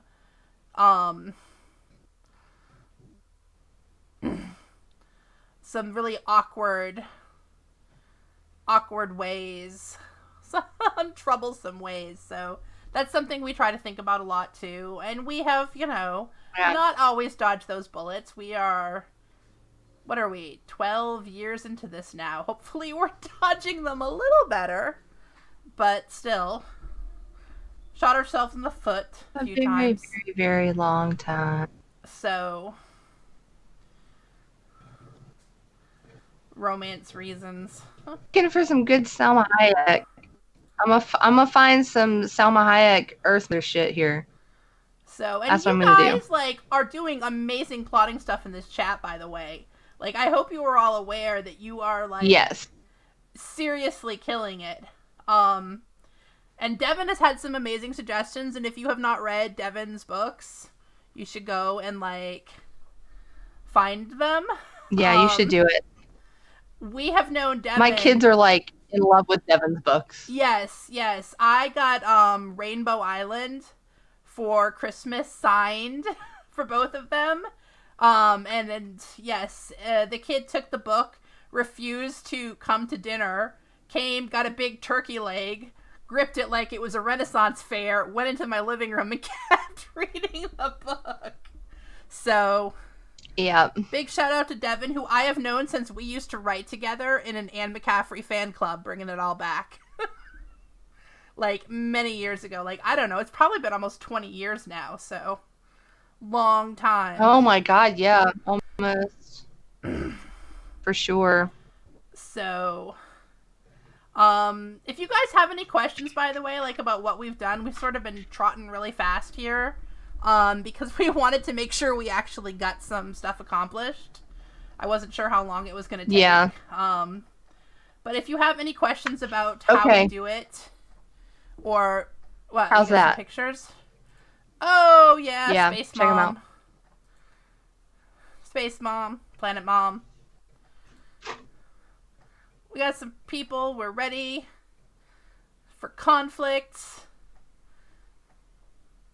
I love Rainbow Island. Is getting a lot of love. Go read Rainbow Island.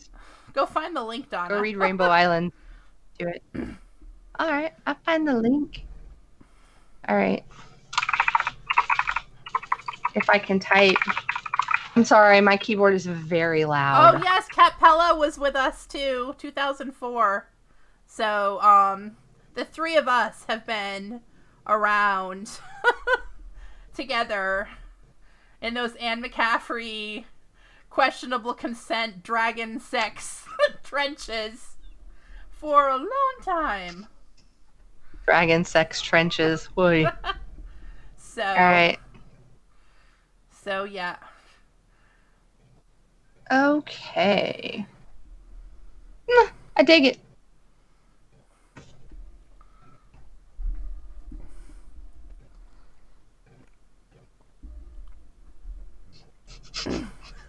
I really want to know what the story is with all these people now. I really want to know what it is. Don't be surprised that multiple people have read Rainbow Island, Devin. I mean, that was like... No, yeah. Good. Excellent. When we start to get a little more specific, basically like what we do is the biggest thing about like putting the characters together and building the characters is that we want to make sure not necessarily that we have our plots laid out, but that we have plenty of places to go with what we have, and that their development will be, will follow kind of like the lines that we are looking for. Like Bree was saying, she wants her grumpy silver fox enforcer to reach a point where he kind of like, steps up and takes a little more responsibility that he couldn't take when their, captain was killed. So it'll be one of those things where we definitely take it in that direction, but we don't know how yet. So what I would there are say plenty is of things. we would want to find a plot for that book that would both put him in a situation that is very similar to where he couldn't step up and couldn't do what he expected of himself before, but he manages to do it, that also challenges the Sunshine one in a similar way, that, things and that makes them things that they can confront together. It's not so much that like she's gonna come in and fix him, but she is no. We're big on like it's not about people fixing each other. It's about people supporting each other as they find their own feet and can face challenges because you're stronger with a partner who has your back. I think what I'd rather do is to have Sunshine one also have a history that includes some, PTSD and some trauma. But that, and then just choose basically like, do I want it to be something that she also has to work through, or do I want it to be something that she's already worked through and that she's sort of kind of made her peace with? Whichever ends up being, sometimes it could go either way. Sometimes you really want to like, see a character take that journey, and other times it's actually really, for me specifically, like as a reader or as a consumer of media, it's equally profound and empowering for me to see characters who have already kind of like been through the fire and come out the other side, and they're, they've made it. So it would really just depend. Like I would pick one. But I definitely like, I would not want to draw the lines there that because she is Sunshine one, that she has no trauma in her backstory. I definitely would want to avoid that because, that's not how that works, But she's coping with it better because she's not grumpy. Like, there are different ways that we all, deal with that sort of thing. Notice that there's not an overarching series plot yet. Guess what? There wasn't one in the beginning of the Beyond series either. Yes. So no, that wasn't there. I'm gonna be really real. That wasn't there. Generally speaking, we know that in any grand scale, our overarching series plot is scrappy outsiders tell systemic power to go fuck itself. So like that is generally our overarching series plot, and we tend to navigate because we don't plot our books because we go so much by characters. The actual plot that happens in our books is so variable. So we sort of like write the books and we watch where the world is evolving because of the books. So like when we wrote Beyond, we were usually a couple books ahead with our idea of where the world plot was going, but we didn't always know. We basically, I think that we were pretty much in book 6 before we knew that like book 7 was going to be the start of the end. So I think that as long as you're, but see that I say that, but then there were things that we put in book 2, Matt and Jyoti meeting that didn't pay off until book 7, but those were character things. So that's the thing. We place those character seeds so far in advance. We put something else in book 2 that didn't even pay off in that series. Yeah, we put some Gideon stuff in book 2 of the Beyond series. It isn't going to pay off for like 17 books or something. Yeah. But that's the thing. People think that we plot way in advance, but we plot characters way in advance. Characters, dynamics. Yeah. We know roughly who they're going to be, roughly what they're going to have to face in a grand thematic way, and then we build each book's plot specifically around them. Like, we just changed the plot of this tour book we're writing completely. Yeah. After writing like a third of it, we changed the end completely, and it's so much better because we weren't servicing the conflict that we had. Wait, we changed the end completely? Kind of. I mean, we changed the plot. Oh, are you talking about the... No, yeah.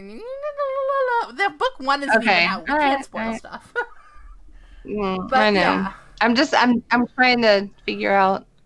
Like, you're not talking about hoo-ha's thing. You're talking about the other stuff. Okay. Yeah. So you guys, seriously, you can go, like, plotting 21 books in advance. Like, I mean, amazing props to anyone who can do that, and I think that is some people's method. If that works for you, sure, yeah. I mean... But you don't have to, like, know that a building is going to get broken into in book 17 to, like, set off a certain thing. You just, what you need to know is that in book 17, someone needs to, like, I would say we know that in book 6 or so of, like, Gideon's Riders, there are certain things that need to happen to make a character make a choice. We don't necessarily know what's going to make her make that choice. We've had, like, 6 different things possibly that are going to lead to her to make that choice. And we probably won't know which one it is going to be until she makes it, but we know that that choice needs to happen and what the outcome of it will be. And so I think that if you focus... The wild thing is I can't even tell who you're talking about. Yeah, you can't, but I can't tell who you're talking about because it could be, like, one of 3 people. Yeah. So there... And it all fits. So that's what we do. We focus on a character's journey. And if you have that, I honestly think it's surprising how much the plot can be, like, it's the plot versus the story is what I usually say. We know what their stories are going to be. They're rough stories. They're journeys, internal journeys. And, like, you would be amazed how many external journeys could get you to the same point. There's, like, so many different ways to navigate for this Silver Fox Enforcer to navigate both being forced to confront that, other people have pain too, that his own is real, being forced to, find comfort with himself and then embrace his own, like, strength and responsibility again. We could have 15 different things, 30, 100 happen to drive him along that journey. So the specifics don't matter as long as you get them to make choices. And if you, Which is not to say that you can't plot specific things in there. Like, you could definitely have, like, linchpins. Yeah. Or scenes, like, turning that you points. envision that you just love. There are a few scenes where I was like, when we start a book, we usually have, like, a little list, scenes we really want. Where, like, just interactions that we've imagined, that we want to find a place to put them in, or, like, some certain thing, But when we're actually writing the book, we're usually plotting, like, 3 or 4 scenes ahead, and we have a rough idea of the rest of the arc, and then we have to keep adjusting it. Sela, no. When we started writing Beyond Shame, it was supposed to be a novella. Yeah, Beyond Shame was supposed to be a one-off novella because we were super frustrated with, like, all the things. We were trying to write a pitch for New York, and we were making ourselves weirder and weirder in, like, in this tighter box, trying to be what we imagined a marketable paranormal author was going to be. And we were crazy. So we just, like, said, okay, we're going to go write a novella that is literally everything anyone's ever told us not to do and just exactly what we want. And it just kept getting longer. We're like, let the id run free. And Beyond Shame just kept getting longer and longer and longer. And so then it was a book. And then, like, as we did that, we started, by the end of Beyond Shame, we had plots for the next 3 books, or at least this kind of plot. We knew the characters for books 2, 3, and 4. By the end of Beyond Shame. Yeah. But that was it. We didn't know the rest of it. And then after we wrote book 2, we started introducing more people and adding more books on. But we were usually a few books ahead. to the point where book 5 was supposed to be Jared and Lily, the couple from book 6, but we didn't have them ready yet. We hadn't managed to set them up to a place where they were ready to have a book. So we had to switch around who was going to be, the next book. And so a lot of it is being flexible. If you're going to try to navigate this way, you have to not get too attached to the idea of what's coming, because it may not be. If we had done that book with book 5, the characters weren't ready. We hadn't gotten them to a place where they were at their starting points, more or less. So, right. Yes, it was a big novella fail. It was like 97,000 words. Huge novella fail. Yeah, we went with... That's good to hear, Iro. Iro says that watching us do this unblocked their mind. I'm really happy if that helped anyone. Good. I think that it's... Nice. It's not a... We don't have any, prescriptions or rules. It's just think about things that make you excited. Think about ways characters could come together that would be, friction and sparks. Especially sparks. Oh! Tracy says, I'd love a glimpse into your minds, ladies. How do you remember what's going on and keep track of everything? Okay, look. Here, I'm going to explain what my whole deal was with, the columns and the order listing and the next slide being out of order. Okay. I remember things that I see, really well.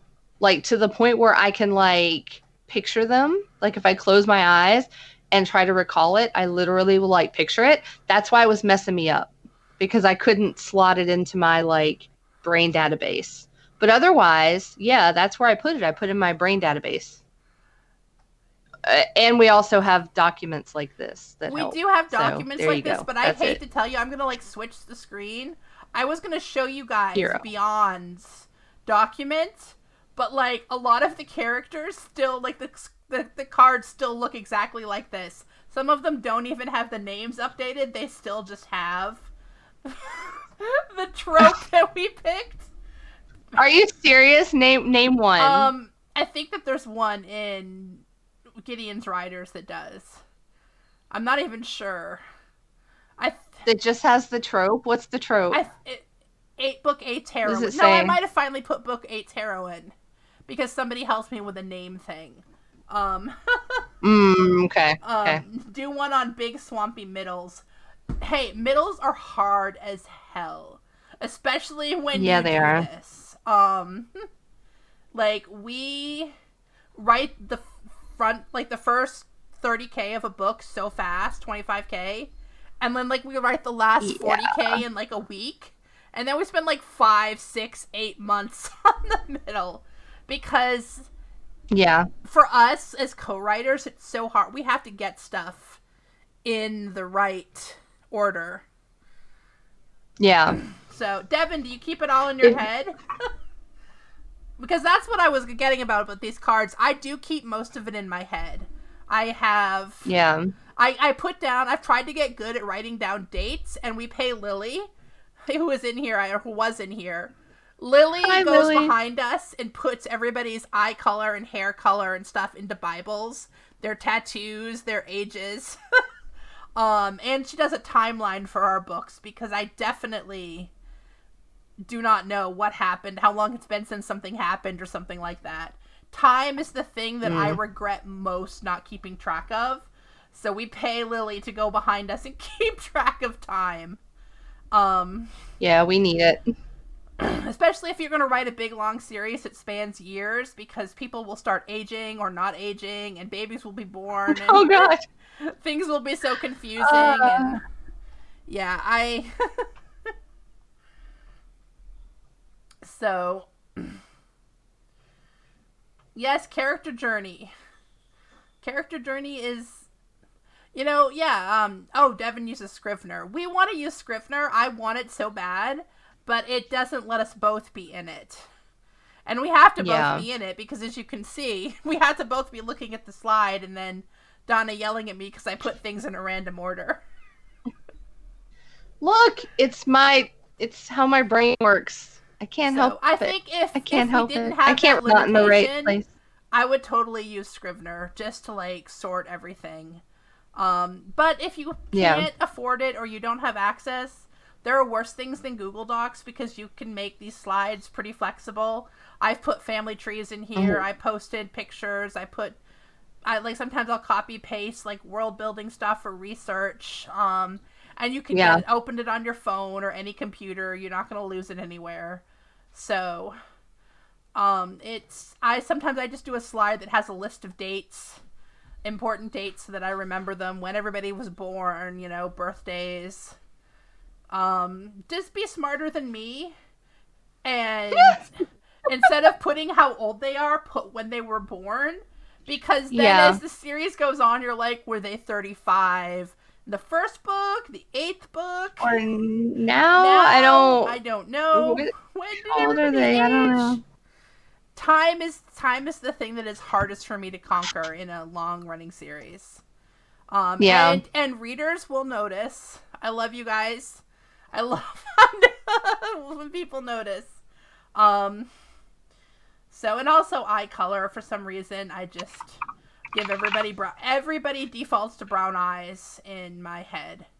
I just make everybody's eyes brown, and it's a problem. I mean, it's not a problem. I love brown eyes, but I need people going behind me catching that stuff. So yeah, I think that we've almost gone 2 hours here. And we don't have like a whole trilogy plotted here yet, obviously, but hopefully we managed to show you guys like the basics. And like, I would say like some things that I would think about, like with sex workers and werewolves, I would definitely consider what sort of, there's a lot of tropes with werewolves about mating and reproduction. And like, we mostly avoid anything that's going to limit people to only one mate, one true love. Just because like on a thematic level, I don't love the message that like you get one shot at love and then you can never love another person as much. Like, that's not my favorite thing to play with. And like, people, and that's the thing, if you're gonna write fated mates, I don't think you should write tropes usually like that just to subvert them, because the people who like it are gonna hate your book, and then you're sort of in an awkward position.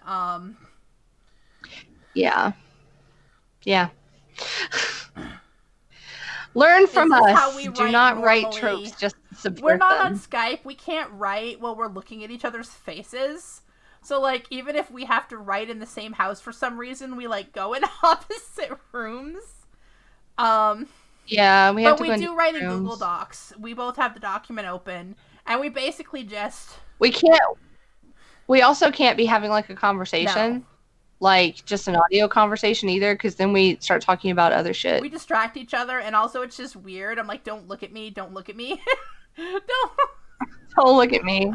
I can't believe this character has to say this. But we write in a Google Doc, and we honestly, because of the way we, like, switch characters back and forth, we really, like, I mean, people who do, like, joint, like, RP roleplay stuff online and stuff, it's not all that terribly different. She'll write a bunch of paragraphs or a sentence or a couple words, and then we put a little asterisk when we're done, and so the other person knows it's their turn. Like, that's our big secret. How long did it take us to put together the proposal for the mercenary librarians thing? I don't remember. It took us... Tracy wants to know. To put together the how long proposal, it takes to plot a book. I would say we spent about... I mean, we had that thing mostly roughed out in about 48 hours. Like, the characters and stuff, and then we went back in and did enough world building to write because we had to write the first, I think we wrote 50 pages of the book, and we wrote, like, we wrote a pretty crazy proposal. Like, our agent let us put, like, playlists and pictures, and, like, I photoshopped dossiers, and, like, we just put all sorts of crazy shit in our proposal. And so... we wrote that. Our agent let us. Well, she didn't encourage us strongly to not do it, so we didn't. So I would say, but like it was a couple weeks. We only spent a couple weeks from saying to our agent, "Hey, we have this Yeah. idea." And we finished Ivan, and then we turned around and like spent a couple weeks on this proposal. Like, write. I think it took us like 3 weeks to write it. Yeah. And we Finish do a it, lot get of it like polished all sometimes up. we even do a lot of the world building still when we're doing the first couple chapters of writing, because that like it's almost like encountering it. You're not going to know exactly what's going to work or not until you're putting it on the page and you're saying, "Nope, this is not Yeah. not going the way I thought." And we have changed world building stuff. So, do we stick to a schedule day to day when we write? Oh, hang on. I'm not done with Oh, that wait. whole like with the plotting and series like stuff. When we're trying to like put something together, it depends on where we are in the overall project. Like the uh world building and plotting and stuff that we do at like the outset of like a project, as far as like a series building a world, is different than when we're in like book 3 or Yeah. something, because we're having to do a lot more of like the broader stuff. We haven't really like chiseled it down. So like say if we were actually putting this together to do either like write a first book or to put together a proposal or something, um, it would be weeks. Like it would be weeks where we would just like not be working on it constantly, but would like be coming back to it because we need time for it to kind of like percolate in our brains. And there will be times where it's like with this, let's say like I could be doing dishes tomorrow. Like I'll go load the dishwasher and I'll come back and I'll text Bree and I'll be like, "Hey, how do you feel about a sort of like BDSM thing for this third couple? Because I kind of want my grieving farmer to be a like dom." And she'd be like, let me think. And then either she'd be like, I'm not sure I'm too into that. Can we make it so that, Grumpy Silver Fox Enforcer's got that whole dynamic with the Sunshine one? And then we, either agree or be like, nah, yeah, I don't think that's going to work here. Because, we just toss stuff back and Yeah, forth. I should say, So, saying that Mercenary Librarians we put together in a few weeks is not fair, because that is set in an existing world that we already built. We weren't building that world. Yeah. We were rerunning history for a different part of the country. So that was cheating. She's right. It would take us longer to start like a full series where we had to build the whole world out, because that's really the hardest part for us. I mean, we can spit these characters out. We can give you 10 more, Like I'm already over here like, we can what give you my that baker. weaver? We can give you that like I want my weaver. person who runs the marketplace. But the worlds take a little bit longer. And I mean, maybe we should do Yeah. I don't know how we would do a one of these about world building though, because it's literally, like she said, texting each other. 3 a.m. Yeah, we just have to. I mean, like we'll get ideas, and it's like that thing where you were talking about. You'll throw out like 100 ideas, and I'll pick 3 of them. But it's like that constantly back and forth for like. Or the infamous time. I mean, it's kind of I like texted Alicia Rye at 3 a.m. about Alien Spore, and I thought she was Donna. And she was just like, "That sounds nice," because she didn't tell me, "Why are you doing this to me?"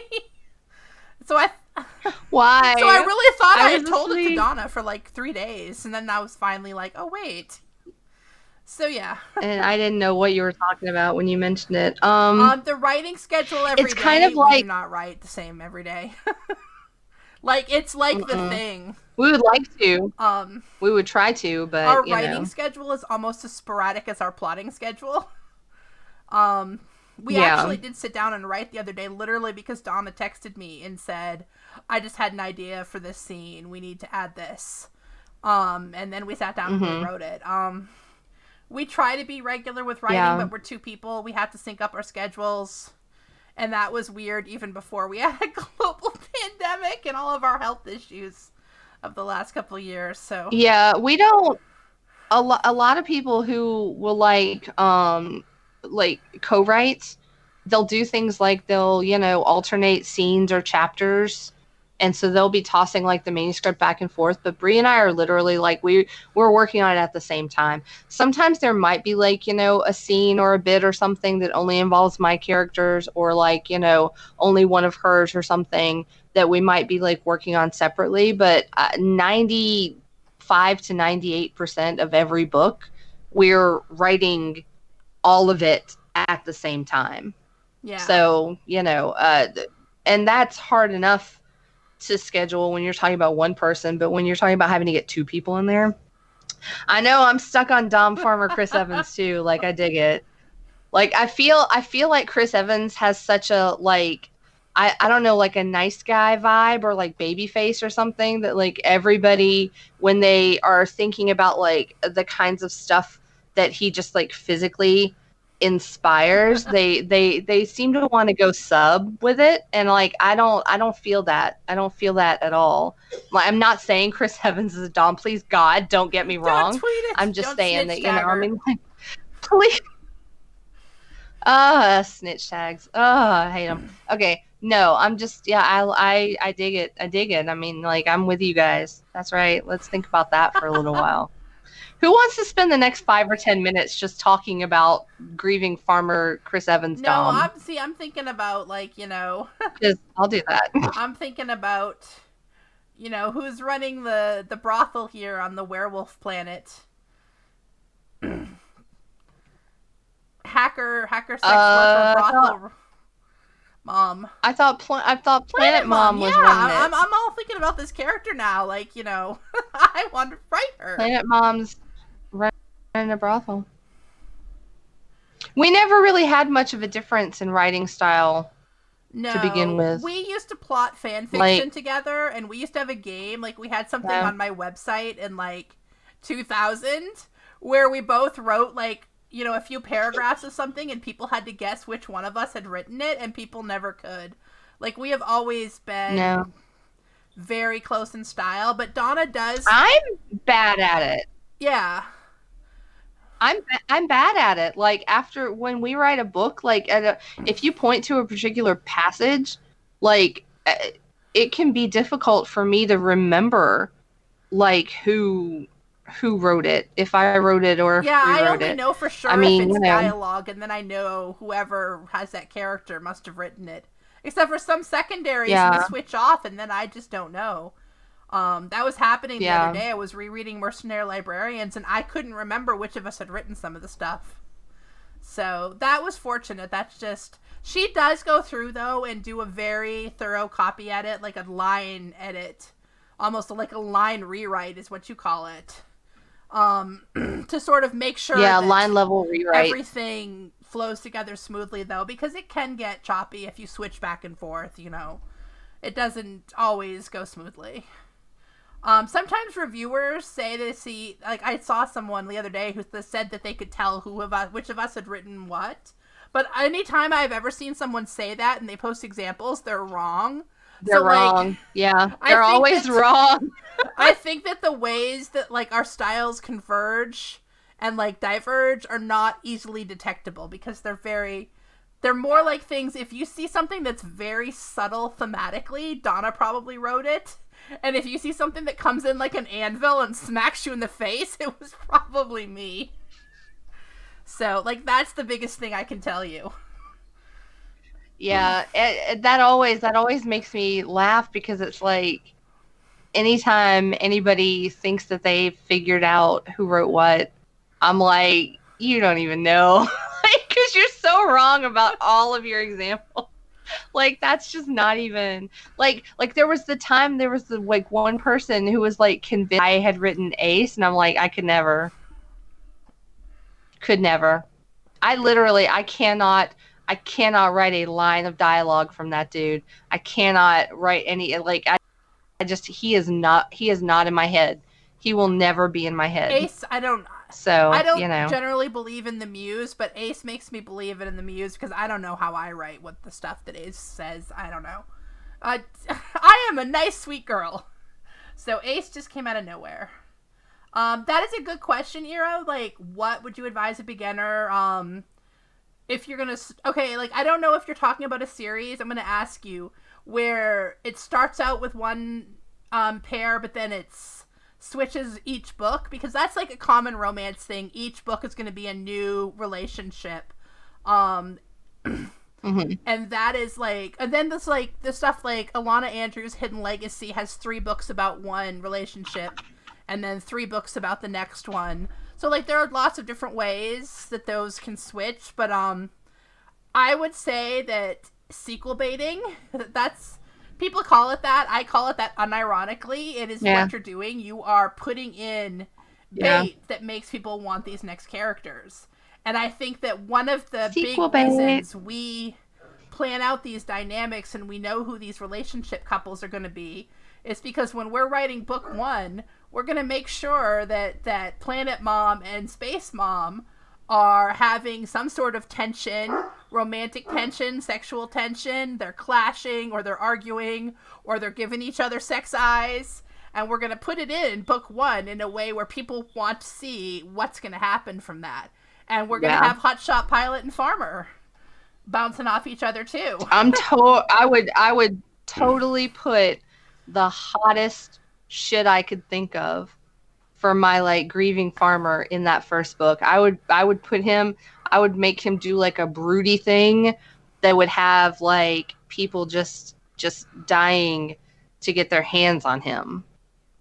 If people aren't dying to get their hands on him, I have failed. I gave my promotion for introverts workshop or little seminar, whatever, a couple weeks ago or a week ago. Time, I don't know what it is. And I did say that like one of the things that I think is the best promotional strategy for people who write series, especially like with sequels with different characters, is to make sure you are putting stuff in there that makes people want the stories of the next characters. And it doesn't have to be huge. And it can just be one line. I mean, it can literally be one line. If you can get it done in one line, I salute you. I had Beyond and Pain do it in open. one line. I closed it because they were talking about it in the Discord, and I had like opened Beyond Pain, and I saw this highlighted line that was Mad's line, and I know that line is the one where I said that the people you have to be careful of aren't the broody closed off ones, but the easygoing ones because they're already broken. Everybody highlighted that line, and everybody send me that line to me, and I knew that was the line where they were all like, okay, I want to know what's going on with Mad. How is Mad broken? Tell me. So yeah, I think that Aww. What you want to do is make sure that people want to know. Drop little mysterious tidbits, hint at what's going on with them. Yeah. But don't spoil your secrets or anything, Make us ready to climb. Like, I think that Alana Andrews, having just mentioned that, is like a really good example. Because the first book, Catalina's first book ended, and the hero has vanished into the night with his mysterious job and and I'm gonna choke someone if they don't send me that book so I can know what happens next. Want it. I don't know if any of you have read it. I don't think ARCs are out there yet. They may be soon. Beta copies are. No, somebody I know has read it, but I think that it was a beta situation. Yeah, our agent has read it. She keeps taunting us. No, there's also our agent. That's not who I was talking about, but, So... No, I want it. I'm working on it. So I'm working on it. And the best thing about that is if you can do it, nobody else can give them that book. You are the only person selling the product of Planet Mom and Space Mom getting together. That is your unique product. Yeah. Nobody else can fulfill that need in them. So that is great promotion. And Nalini Singh is also very good at things like, Well, that's when, like, this whole process really comes in handy, is when you're, like, laying that groundwork. Because if you haven't thought about that yet, you can't put it in your book. Yeah.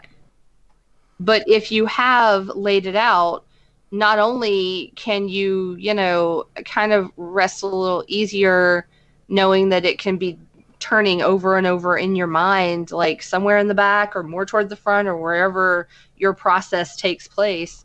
A lot of mine is like I literally just have to like have stuff in the back of my head just kind of churning all the time while I'm doing other stuff completely. I think of it as a rock tumbler. I always call it tumbling. Donna's like, what? Yeah. And I'm like, yeah, I have a rock tumbler in my head, and it's tumbling random ideas. Yeah. So, you know, I mean, you can already have that going, and you can put this stuff in your first book.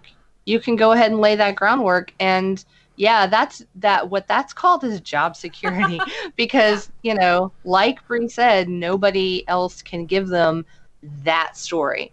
Someone else could give them a story about a grieving farmer, Dom, and a hotshot pilot. Maybe, but it wouldn't be probably this not story with these characters. But it wouldn't be that one that you have already gotten to know, and now you need to know what happens. Right. And as you can see, even if somebody did do we that, do not have a which plot I doubt, for that book. The plot for that book is currently, no, there's no plot. Do you stay or do you go? No which plot. Is a song lyric that I just apparently stuck in there. There's no plot. You know what? I really like it though, because here's the thing. We had talked about that when I decided to make my farmer a grieving farmer. Now, how much more sensitive is he going to be to the danger of hotshot pilot's job? Yeah. You know, I mean, that's part of the development. That's part of the thing, you know. With each thing we add, hopefully, you know, your goal should be to take it, you know, one step further, to dig a little deeper, you know, so to now get he's at can I love another reckless daredevil who does this dangerous, which also helps inform who is this person he lost. You know, my first instinct would be to, like, you know, make him bi and have, you know, maybe his, like, you know, ex-lover be a dude, but I don't want to kill the gays, so we'll just have it be a, you know, female type person. Or maybe it's not a love interest at all. Maybe he is grieving someone else, you know, maybe he's grieving a very dear friend or, you know, a family member. Oh, and so, one you thing know, I do want to say, since we just said not love interests, a lot of our ensemble casts, and like we just had, like, we're calling them mom and dad, we're calling them families who are crashing together. The relationships between these people is as important. Like, I'm thinking about the sex worker Planet Mom, and the Sunshine Enforcer is someone that she trusts who helps protect her and her establishment, you know, and the farmer is going to be someone who, you know, feeds her. They're going to have relationships and friendships, you know, and I think that especially, like, Silver Fox Guy, one of my favorite, I call it on our website, Grumpy Loner Learns About Friends, but one of my favorite arcs to put in books alongside the romance arc is another relationship arc that is friendship. Because I think that writing about love, you know, needs to include these people who are your family, your found family, or otherwise, you know, So people developing these deep relationships in the ensembles, I know that it is something that people respond to in our work because it's just, you know, it is something that we hear about all the time, and it's something we go out and look searching for in books. The found family, the people who, you know, absolutely, who have you find these people who accept you and love you even though you're a little broken and got some sharp edges, you know, and they don't want to sand your sharp edges down. They don't want to remove them to make you safe. They love you with your sharp edges. Right. You know, that's the big thing. That's the other part of the KitRocha promise. Always more bisexuals under the couch, and we love you with your sharp edges. So. And grieving farmer Dom dude could still be, you know, bi AF. Yeah. He doesn't have to have a dead male lover or husband or boyfriend or anything to qualify. He is bi AF and he is valid. Yay! Thank you for staying up until 5 a.m. Yeah. That is a dedication. Oh my god. I hope you were worth it. I don't even think I would do that for myself. So, yeah, thanks, I guess. I don't know. And if you guys have any other God questions, dang, it's 5 been a couple a.m. hours, but I mean, we're still happy to answer any other questions or, like Parker and Leverage. Yes, I love Parker. Parker and Hardison are one of my favorite relationships I've ever played out on TV. And let's do a little dance because my show's coming back with those actors even. Noah Wiley. Noah Wiley is my husband. So from way back. I've actually had dreams about things like, doing his taxes. Yeah, you love Noah Wiley. But the thing that I love about Parker and Hardison is that scene where she tries to tell him that she likes him and she can't really get it out because she just is still too wary. And he, she says she likes pretzels. And he says the pretzels are going to be there waiting for her when she's ready for them. And love it. Best romance. That is some sequel bait. Oh, the pretzels. You put that scene in like book 2, and I will trip your grandma and my grandma and everybody's grandmas to get book 3. Sorry to the Don't trip your grandma. Of the world. Can't trip my grandma. I don't have any left, but don't trip your grandma. I'm sorry. Okay, I won't trip any grandmas. She's fragile. She's fragile. No grandmas have been tripped in the making of this. No grandmas have been harmed. But yes. Hello in Greece. That is cool. I have been to Greece only once, long time ago. Very nice. I have never been to Greece. Oh, Noah Wiley. Since ER, man. Yep, since ER. So, yeah. I love Noah Wiley. I love him. I love him. I love him. I love him. How many more times do I need to say it to fully express it? I love him. Okay. There you go. I love him. I love him. Oh, Donna. Why do I keep saying it? I don't know what's going on. Okay. Yeah, I think we're getting a little loopy. So definitely let us know. I've seen that Lily tried to tempt me with dueling brothels up there. She's really. Oh, yeah. I saw that. Lily's trying to get me in trouble. Lily knows how we went much in a whole different direction. I want to write that. Dueling brothels? I would write it. Why would I don't see Leverage. I love Leverage. It is the good show for 2020 where just people go and beat up anyone who exploits weak people by using, corrupt power structures. Yes. It is a very big 2020. Oh my god, 3 a.m. Tracy, it is good that you came and stayed up. Hi. So,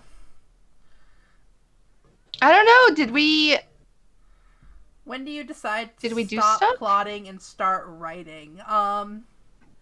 Is there a point when you're done brainstorming book 1?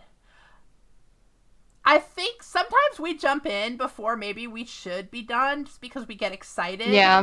And we write those first few chapters. And sometimes it helps us to get, like, an idea for the characters' voices.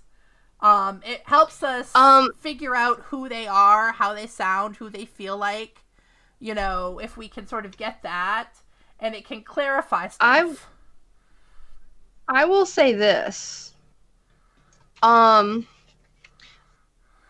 wrote the first line of the first Mercenary Librarians book before we had really finished a lot of our world building or our character plotting.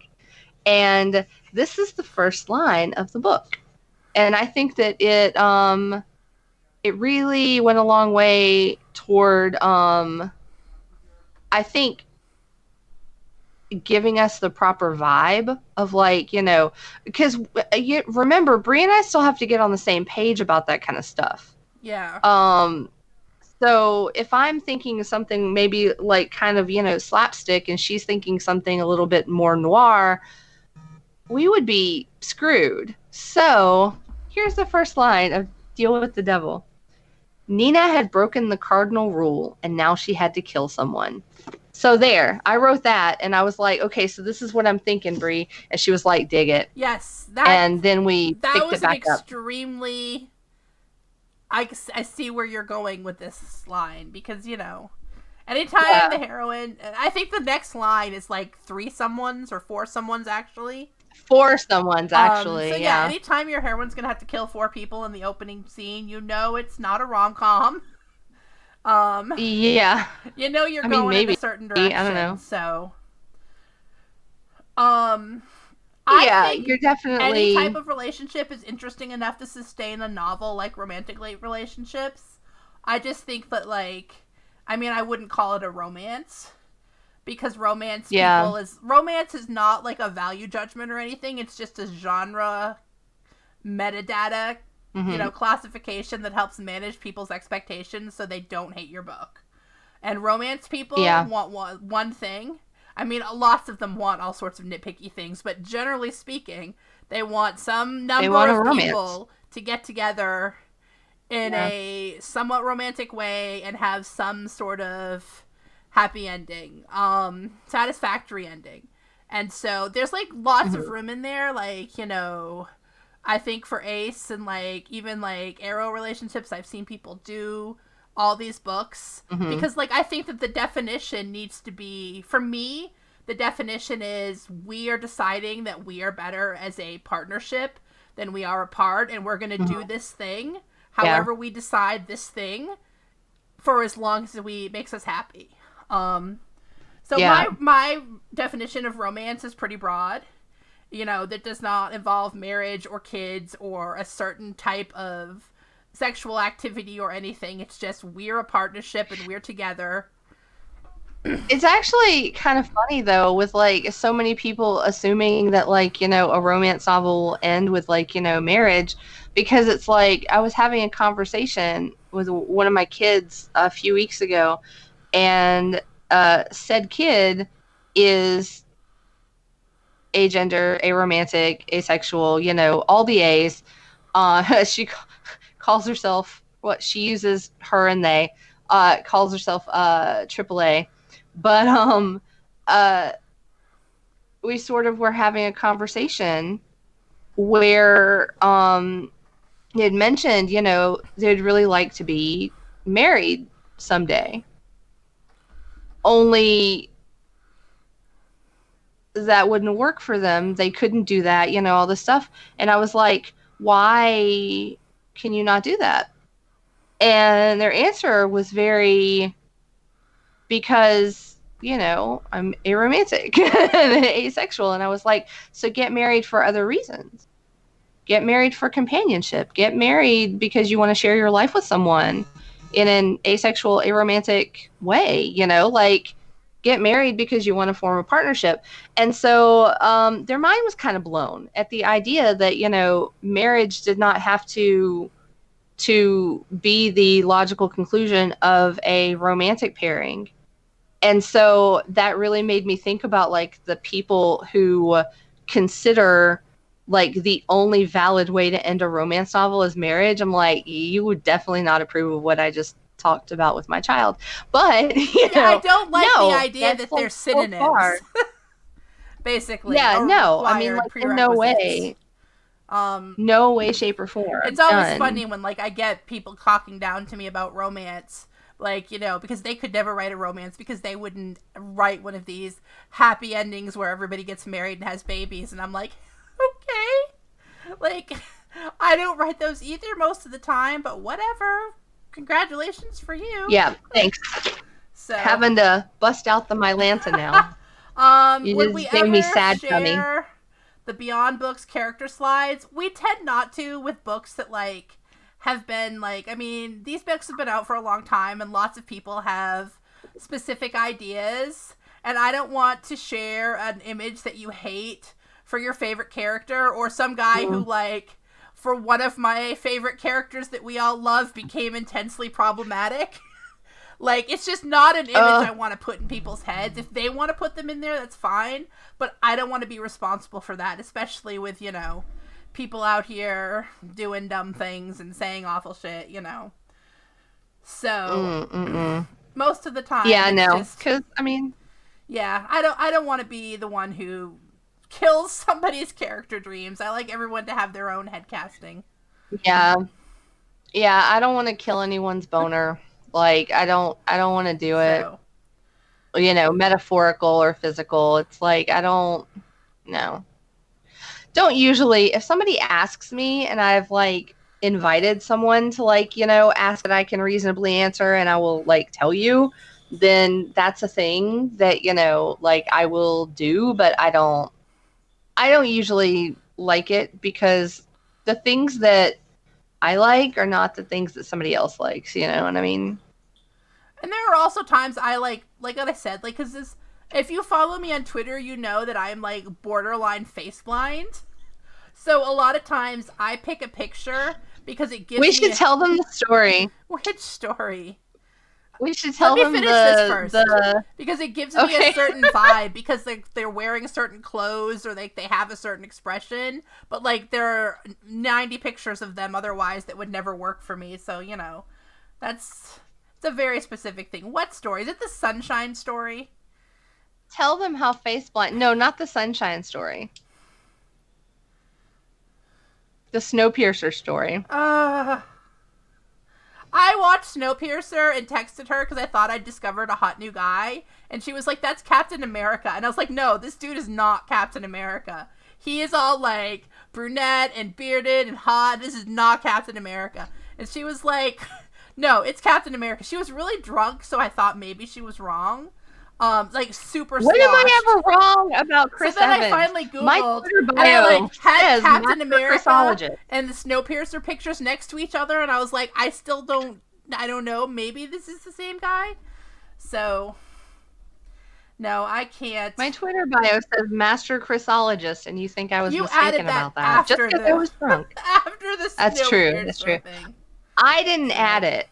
Somebody made me add it. So, yes. Oh, Chris Master Evans. Chrisologist. You'd be surprised. Some people don't like Chris Evans, so, Yeah, they don't. I mean, those people are wrong. They are not but, wrong. some people don't find him attractive. So, and they're wrong, but they're entitled to be wrong. I mean, I think Oscar Isaac really, is they're just not like, wrong. The only person I ever say, like, yes, everybody can be Oscar Isaac because, Oscar Isaac. Oscar Isaac, It's frankly, lovable. Oscar Isaac is way hotter than Chris Evans. Like everyone like always assumes that like Chris Evans is like, god of my sexy dreams and all, but honestly, I think if we're going as objective as possible, Oscar Isaac is way hotter than Chris Evans. Somebody just write a clone book about Oscar Isaac. It's like all the characters, Get us some Orphan Black situation. Yes, we have told the story of me and Snowpiercer. Also, I watched Sunshine, which actually was a movie I quite enjoyed. And Chris Evans is in it. And he has his, like, crazy bowl cut for the first part of the movie, and I didn't recognize him. I thought he was Christian Bale. Okay, sorry, whatever. He has a terrible, like, shaggy mullet and then thing he, like, going on. goes and cuts his hair, and he came back, and I knew it was Chris Evans then. I was like, oh, Chris Evans finally showed up. And Donna was like, Bree, he's been in the movie since the beginning. And I was like, no, he must have been hiding on this spaceship. But now Christian Bale's gone. And she was like, Bree. So wasn't Christian Bale. I don't know. Christian Bale is not in this movie. I have real problems with these dudes and their faces. So Christian Bale is not in the movie. That's true. The basic bitch white boys, Brie can't do it, man. See, that's why you always know who Oscar Isaac is. I did. I recognized he's not Oscar Isaac through his X-Men Apocalypse like makeup, so his eyes are extremely distinctive. You did. Yes, you recognized him through prosthetics. So there you go. No, Oscar Isaac is hotter than Chris Evans. I think that's a thing. I mean, I love them both, but Yay, okay. Do we guys have any more questions? I mean, we can just keep talking about how hot Oscar Isaac is. Yeah, but I don't know. But yeah. Oh. I have an idea. I have more ideas. You have more ideas? About the stuff. Yeah. But I mean, like, I feel like I'm committing brain space to this. Did we have like input more on than the like cover effort for Deal with the Devil? We did. We actually got the cover was a bit of an adventure. They gave us a first cover that we did not like. It was a very nicely designed cover, but it was not at all right for our book or our brand or our murder ladies. right. And so we don't have cover approval in our contract. We have it's a thing you can put in, and we don't have it. But they worked with us to the point where actually that's why the book got delayed till May the first time, because they were trying to get the right cover. So that was our fault, kind of. I mean, it was their fault, but we asked very forcefully. Politely, but with big pleading, and they came back with that cover. Hold it up again, Donna. And like I can't see if it's in my. They gave us 4 versions actually, and I think you can figure it out if you Gotta get my. You can see the variations they sent us if you go to the cover reveal on Smart Bitches. If you like Google Deal with the Devil plus Smart Bitches, it'll come up. And they sent us the art, like 4 art variations, and they were all beautiful, but this one was like the winner. And then they went and got that model and dressed her up like that and took a picture of her to put into the artwork. And it's like perfect Nina, her jeans and her leather. It was definitely perfect Nina. We basically gave them that outfit in a like mood board, like a and they put it on her. So Tor was good to us with the cover. I mean, I appreciate that they went back and they really worked to make us happy with it. So yeah, they did. And I am very happy with it. Happy. It's beautiful. It's amazing. I love it. I do have awesome hair. I love it. I want to hug it. Fake. I don't know if you guys, anyone who came in late, this is not my real hair. I'm wearing my streaming hair. Because it's a global pandemic and I am not keeping my hair this well colored or curly. So if I take my hair down off my head, it's a miracle. So I am glad if this was helpful for fleshing out your cast. I mean, I think that like thinking about bouncing people together, that sounds real dirty. I'm getting a little tired. Throwing people at each other. It's all about dynamics. Making sparks, how they're gonna, what's gonna annoy. Yeah. But then eventually endear. You get those things planted early, and you give yourself just such of a head start on coming up with a book and dark moment. We're gonna end this live stream and then immediately go write fanfic about the grumpy one and the sunshine one. That's what we're gonna do tonight. Seriously, we're not gonna write this series, so I don't think anyone should run away with it wholesale. But if you got inspired by particular tropes, in here, take pieces of it. Yeah, absolutely. If you like the idea, we're only gonna write fanfic. We're writing fanfic about the grumpy one and the sunshine one. That's what we're doing tonight, Bree. Oh, okay. Just want you to know. That's what we're doing. Writing fanfic about this too. And this is something that we get inspired by a lot too. We will say, I liked that character in that show, but I wish they had done something. And then you take parts of it, make it yours, run away. How many characters is too many in terms of secondary versus your main? Were there always secondary O'Kanes? Okay, we're dangerous people to ask this because, the minute I write a character, Donna put an old guy on the stoop in book 2 of Mercenary Librarians, and within 2 paragraphs, I had a backstory for him, and I was imagining people I could ship him with, because I'm bad at secondary characters. They all just burst into being people with stories to me. So I have to be really careful. You don't want to get it so that people run away. You're not giving your main characters enough time for their story to feel complete. And we do the thing where we write points of view of people who aren't our main characters in our books. We've done that with all of the Kit Rocha books. We do it in Mercenary Librarians too. It's something we decided to let ourselves do because we like to build these relationships up between characters over the series. But it's something you have to do. We think about it very sparingly because it would be easy to just let these characters go in there and run all over the place. We don't let them be super long. We don't make too many of them per book.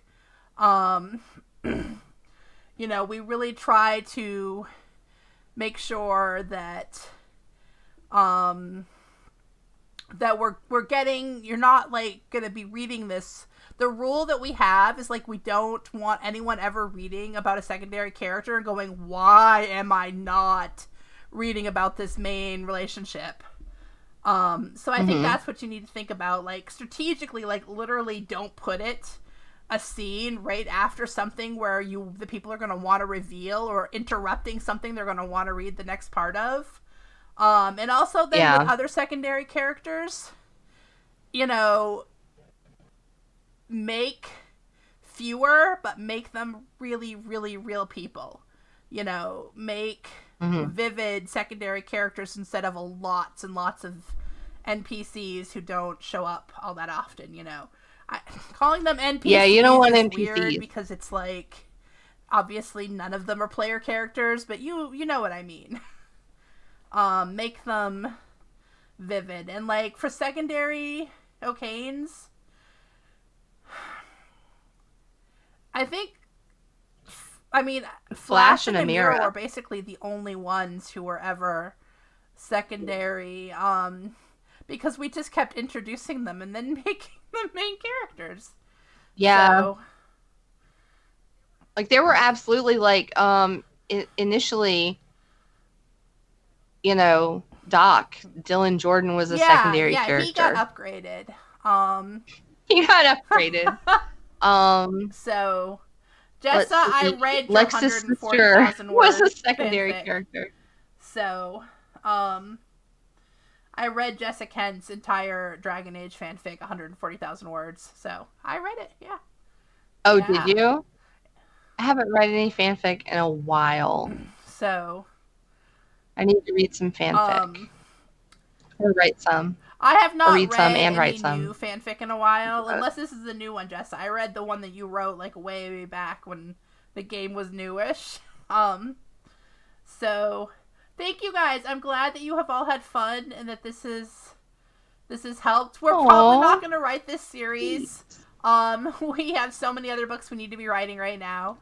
Yeah. And I like, obviously we will just come up with characters on the fly so easily, which is why we're not at all worried about people taking parts of this and running and doing it for when we're not going to write it, because we love coming up with characters. But hey, if you write grieving werewolf farmer Dom who looks like Chris Evans with a beard, you have to do a couple of things. Number one, you have to tell me so I can read it.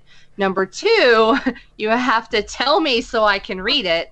And number three, you have to fucking tell me so I can read it. You have your marching orders. Those are the rules.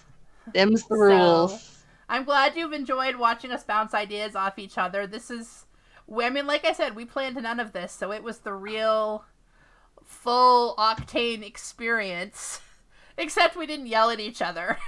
So we got close. No, I yelled at you a little bit. Close with the whole. I yelled at you a little bit. Yeah, but that was pretty minor. She gets scary. I don't get scary. It's just my mom voice. I can't turn it off all the time. And I'm kind of scary. You are. That happens when you grow up in trailer parks. Sorry. Can't turn off the scary. So, okay, well, I think we're going to start wrapping it up then. I mean, if you have any last questions, let us know here, because it's been about 2.5 hours. That's good. Like I said before, this is like a pay what you can thing. So if you want to tip us, if you look in the description, there are places that you can. And if you can't afford to, do not worry about it at all. I mean, people have been generous. Or if you just don't want to. That too. If you just don't want to, that is also valid. You do not have to. No, people have been generous.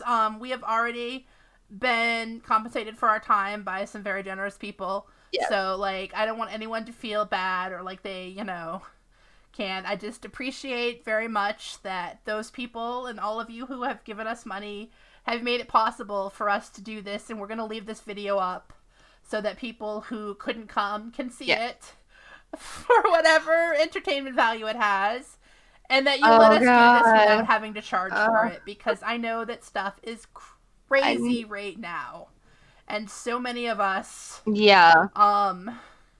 are in just tight situations and stressful situations, and so I do not want anything we can do to entertain anyone who's having a hard time is awesome.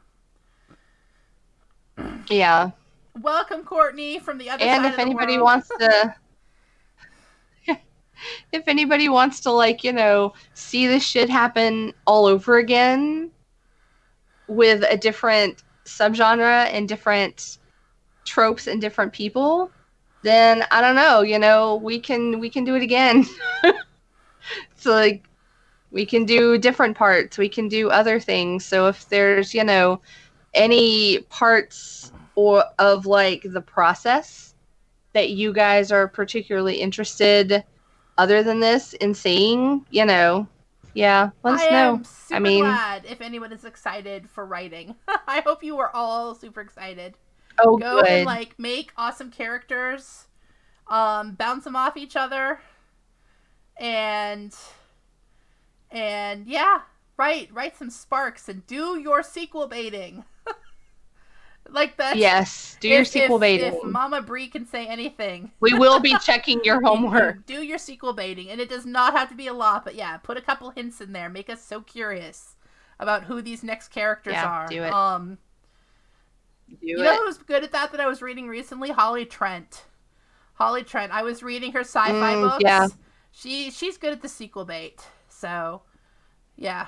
You can tell she's got all of her characters in her brain before she starts. She knows what's going on. You can tell they're all there. Then they're not cardboard cutouts. They are fully actualized, realized characters before she starts. She's got them. She knows them in her head. Yeah. Well, we will maybe do this again. Some variation on this or something. Yeah.